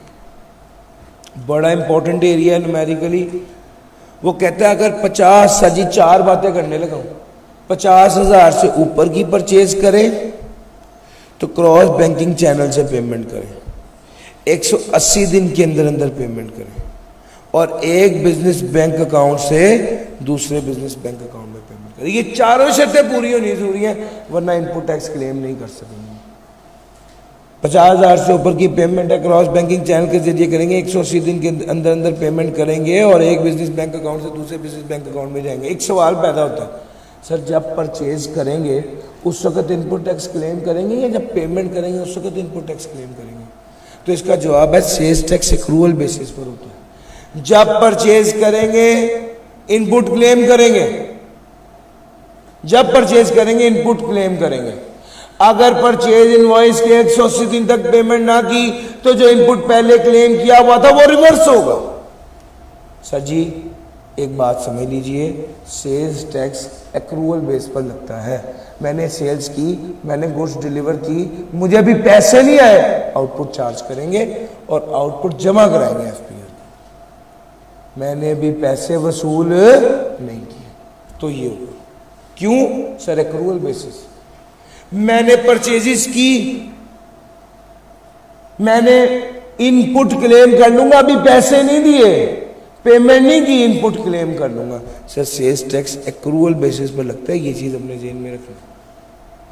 तो अगर मैंने परचेज की, अब अगला सवाल यही पैदा होता है ना कि मैंने परचेज की, मैंने इनपुट टैक्स क्लेम कर लिया, वो कह रहे हैं 180 दिन के अंदर अंदर आप पेमेंट करें। अगर 180 दिन के अंदर पेमेंट ना की तो जो पहले इनपुट टैक्स क्लेम कर चुका हूं वो क्या हो जाएगा? रिवर्स हो जाएगा, वो उल्टा हो जाएगा। वो पहले इनपुट टैक्स में ऐड किया हुआ था, अब उसमें से माइनस कर देंगे। तो ये चीज़ ध्यान में रखिएगा। सर जी रजिस्टर्ड पर्सन अगर अनरजिस्टर्ड पर्सन को कोई चीज़ सप्लाई कर रहे हैं तो याद रखिएगा 10 मिलियन पर पर्सन या 100 मिलियन पर पर्सन पर ईयर तक अगर कोई चीज़ सप्लाई कर रहे हैं फिर तो ठीक है। लेकिन एक तरफ ये वाली बात है अनरजिस्टर्ड पर्सन को जो सप्लाई कर रहे हैं उसके हवाले से इस हद तक अप टू इस लिमिट तक अगर आप चीज़ सप्लाई करें तो इनपुट टैक्स क्लेम होगा, और अगर इससे ऊपर की अमाउंट है तो इनपुट टैक्स क्लेम नहीं होगा। दूसरे नंबर पे अगर अनरजिस्टर्ड बंदे को चीज़ें सप्लाई कर रहे हैं और लाख रुपए से ऊपर की है, लाख रुपए से ऊपर की है तो CNIC लें। अगर CNIC ना मिला तो जितने परसेंट चीज़ें जितने परसेंट सेल ऐसे बंदे को की होगी जिसका CNIC अवेलेबल नहीं होगा उसका इनपुट टैक्स क्लेम आप नहीं कर सकते। तो भाई, और अगर CNIC अवेलेबल है तो इनपुट टैक्स क्लेम करेंगे। बेचने वाला रजिस्टर्ड बंदे को बेचे, अगर अनरजिस्टर्ड को बेचेगा तो 3% फर्दर टैक्स लगाएगा। एक बात तो ये है। दूसरा नुकसान 3% फर्दर टैक्स लगाएगा। दूसरा नुकसान चीज़ें बेचने के हवाले से, और दूसरा नुकसान क्या है चीज़ें बेचने के हवाले से, और वो ये कि अगर आप अनरजिस्टर्ड बंदे को चीज़ें बेच रहे हैं और इनवॉइस 1 लाख से कम की है फिर तो खैर है, और अगर इनवॉइस 1 लाख से ऊपर की है तो उससे CNIC या NTN लेंगे। अगर CNIC या NTN नहीं मिला तो जितने परसेंट सेल ऐसे बंदे की होगी उतने परसेंट इनपुट क्लेम नहीं कर सकेंगे। ये वाली बात होगी। Restriction on input on tax to unregistered person, ये वाली बात मैं सर बता चुका हूँ।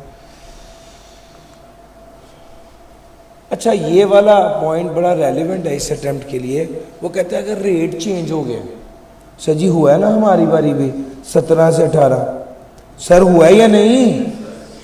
लेट्स से मार्च के महीने में रेट 17 था, अप्रैल के महीने में रेट 18 हो गया, तो जितनी सेल मार्च के महीने में होगी उतने पे 17%, जितनी सप्लाई अप्रैल के महीने में होगी उतने पे 18%। इसमें तो कोई ट्विस्ट नहीं है। लेकिन अगर मार्च की 15 तारीख तक रेट 17 था और उसके बाद 16 ऑनवर्ड्स रेट 18 होंगे, फिर क्या होगा? कुछ भी नहीं होगा। विद इन मार्च 2 रिटर्न्स बनेगी। 1 से लेके 15 तारीख तक की जो रिटर्न बनेगी उस पर 17% होगा। 16 से लेके 31 तक की जो रिटर्न बनेगी उस पर 18%। मुश्किल नहीं है। इसका मतलब है कि जो टाइम ऑफ सप्लाई है वो इंपॉर्टेंट है। यस, कब सप्लाई हुआ है, कब गुड्स डिलीवर हुई है, ये वाला कॉन्सेप्ट इंपॉर्टेंट है। जब सप्लाई हुई उस दिन का रेट लगेगा। अगर गुड्स इंपोर्ट की है तो किस दिन का रेट लगेगा? जिस दिन गुड्स डिक्लेरेशन प्रेजेंट करेंगे उस दिन का रेट लगेगा। अगर गुड्स डिक्लेरेशन पहले प्रेजेंट कर दी और अभी गुड्स आई भी नहीं है पोर्ट पे, तो जब गुड्स आएंगी उस दिन का रेट लगेगा। अगर गुड्स डिक्लेरेशन प्रेजेंट कर दिया लेकिन पैसे जमा नहीं कराए तो 7 दिन के अंदर पैसे जमा कराओ। अगर गुड्स डिक्लेरेशन प्रेजेंट करने के 7 दिन तक पैसे जमा नहीं कराए तो जिस दिन पैसे जमा कराओगे उस दिन का रेट लगेगा। Time and manner of payment. Time of payment, कब पेमेंट करनी है, किस वक्त करनी है? तो रिटर्न के साथ ही कर दो, ये जो इंपोर्ट के टैक्सेस दे रहे हो उसके साथ ही दे दो। और किस तरह करनी है? सर जी आप designated branches of national bank पे चले जाएं, ऑनलाइन पेमेंट कर दें। गुड्स इंपोर्ट किए तो जिस तरह कस्टम ड्यूटी पे करें उस तरह पे कर दें। आउटपुट टैक्स क्या होता है? सप्लायर्स पर जो टैक्स है वो आउटपुट टैक्स है। सप्लायर्स पर जो टैक्स है वो आउटपुट टैक्स है। जो सर्विसेज दी हैं आउटपुट टैक्स है। फेडरल एक्साइज ड्यूटी अगर सेल्स टैक्स मोड में हो, फेडरल एक्साइज ड्यूटी अगर सेल्स टैक्स मोड में हो तो ये भी आउटपुट टैक्स है। Sales tax levied on services rendered by the person under, हाँ अगर सर्विसेज हमने इस्लामाबाद कैपिटल टेरिटरी में दी हैं तो ये भी आउटपुट टैक्स। आसान अल्फाज में गुड्स सर्विसेज दी हैं तो वो जो टैक्स चार्ज करेंगे वो आउटपुट टैक्स होगा। एफईडी भी सेल्स टैक्स के पैटर्न पे लगी तो वो भी आउटपुट टैक्स में शामिल होगा। सर इनपुट टैक्स भी ऐसा ही है, जो चीज़ें खरीदी और पे किया वो इनपुट टैक्स है। बस इसमें एक इजाफी बात है, इंपोर्ट के ऊपर जो टैक्स देते हैं वो इनपुट टैक्स। सर अब दो बातें बड़ी ध्यान से सुना, अगर गुड्स डिस्ट्रॉय हो जाए, सर अगर गुड्स डिस्ट्रॉय हो जाए तो वो सप्लाई और आउटपुट टैक्स चार्ज होगा, लेकिन अगर गुड्स डिस्ट्रॉय कर दी जाए तो वो सप्लाई और आउटपुट टैक्स चार्ज होगा। अच्छा, अगर गुड्स डिस्ट्रॉय ना करें, अच्छा इसमें एक चीज हमेशा ध्यान में रखना, एक होता है रॉ मटेरियल,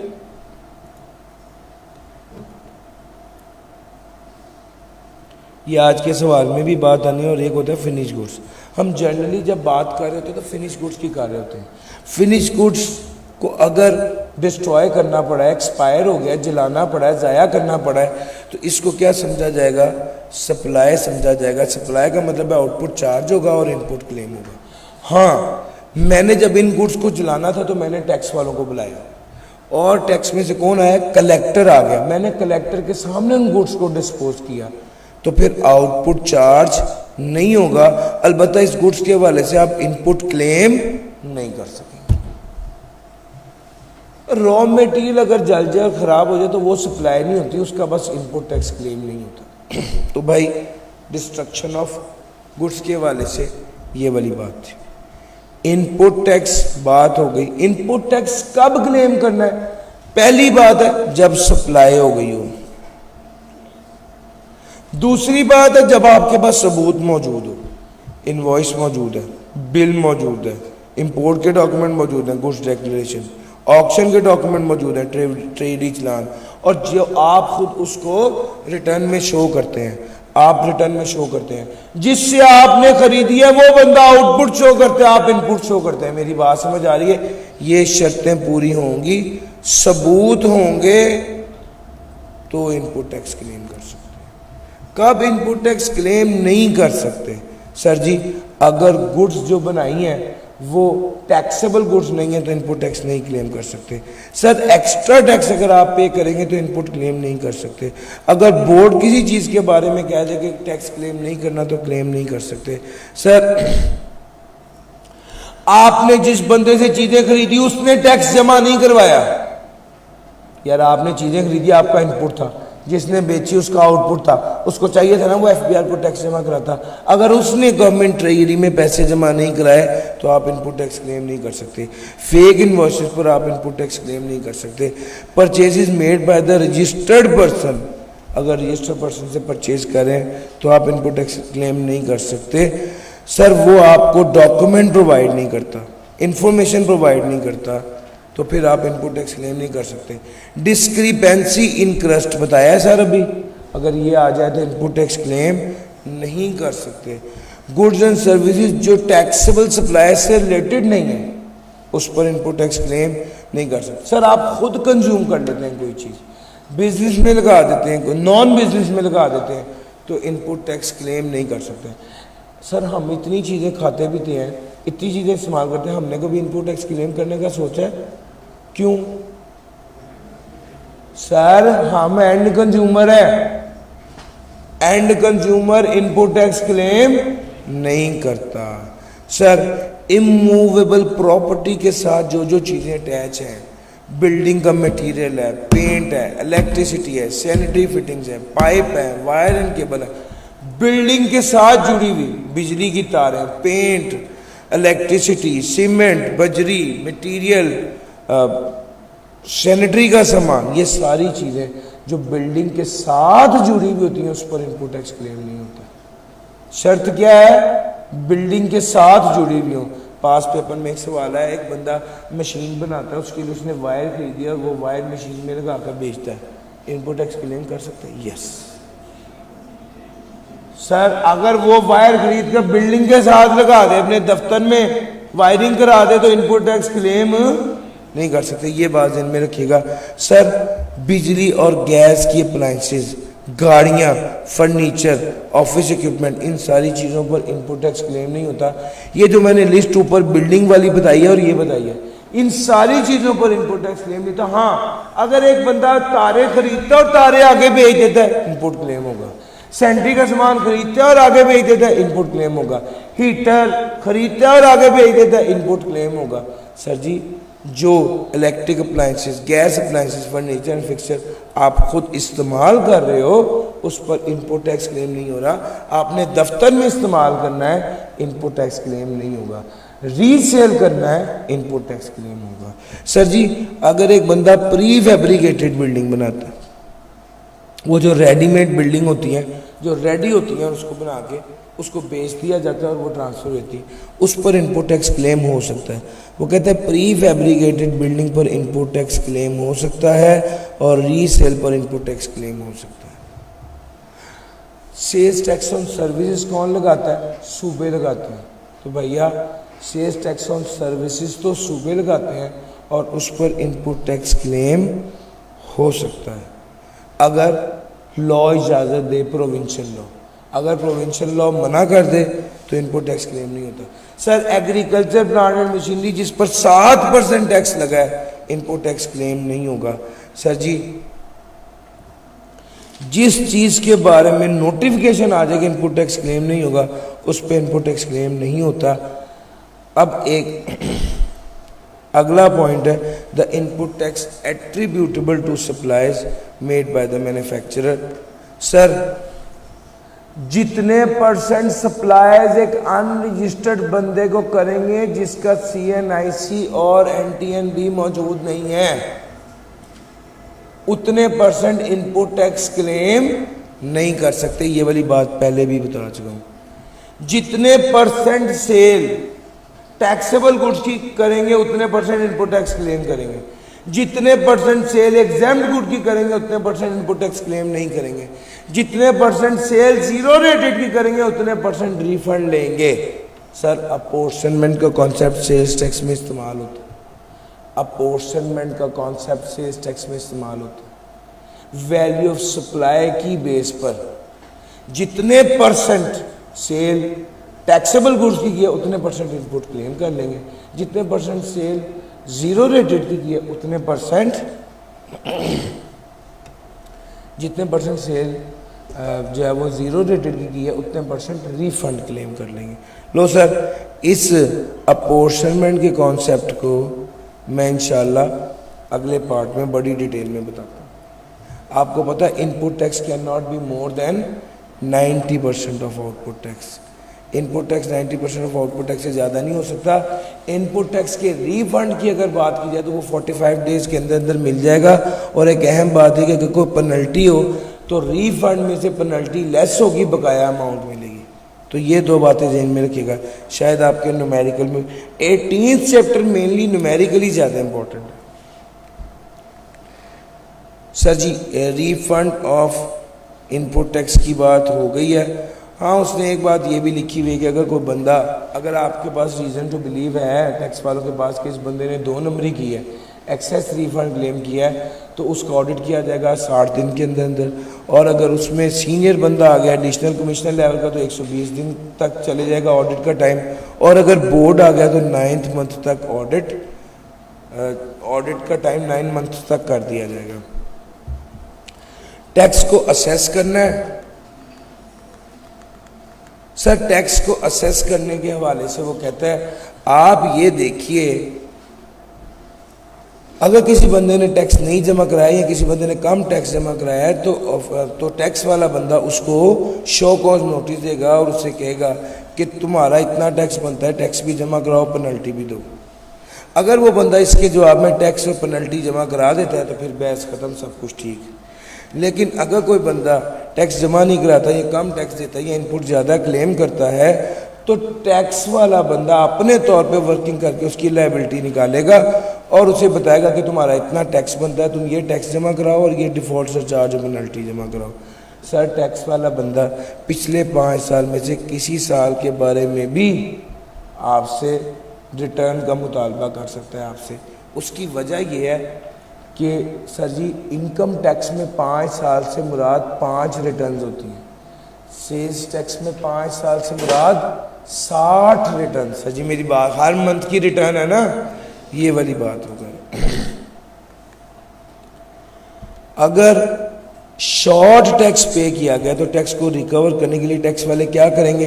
2 काम, आपके प्रेमिसेस को सील कर देंगे, स्टॉप रिमूवल ऑफ गुड्स और दूसरा बैंक अकाउंट अटैच कर लेंगे और आप पर पेनल्टी लगा देंगे।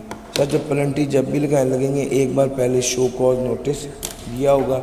सर जी ये मैंने 17th चैप्टर सबसे ज़्यादा कॉम्प्रिहेंसिवली डिस्कस किया और उसके बाद हमने 19th चैप्टर किया, छोटा है और उसमें से भी शायद थ्योरेटिकली कुछ आ जाए। जो 18th चैप्टर है ना वो न्यूमेरिकली ज़्यादा इम्पॉर्टेंट है और उसको न्यूमेरिकली आपको अंडरस्टैंडिंग लेनी चाहिए। अगर रट्टा बहुत ज़्यादा ना भी हो, अंडरस्टैंडिंग हो तो बेहतर है। सर जी 11:30 बजे आ जाइए और फिर इंशाल्लाह हम न्यूमेरिकल साइड करते हैं। आज लेटेस्ट अटेम्प्ट वाला न्यूमेरिकल जो पिछले अटेम्प्ट में है वो भी कराता हूँ, फॉर्मेट भी करवाना है, अपॉर्शनमेंट का कॉन्सेप्ट भी है और पिछली 10-12 अटेम्प्ट्स के पास पेपर भी डिस्कस कराता हूँ। इस सेशन के लिए इतना ही था। Thank you ji.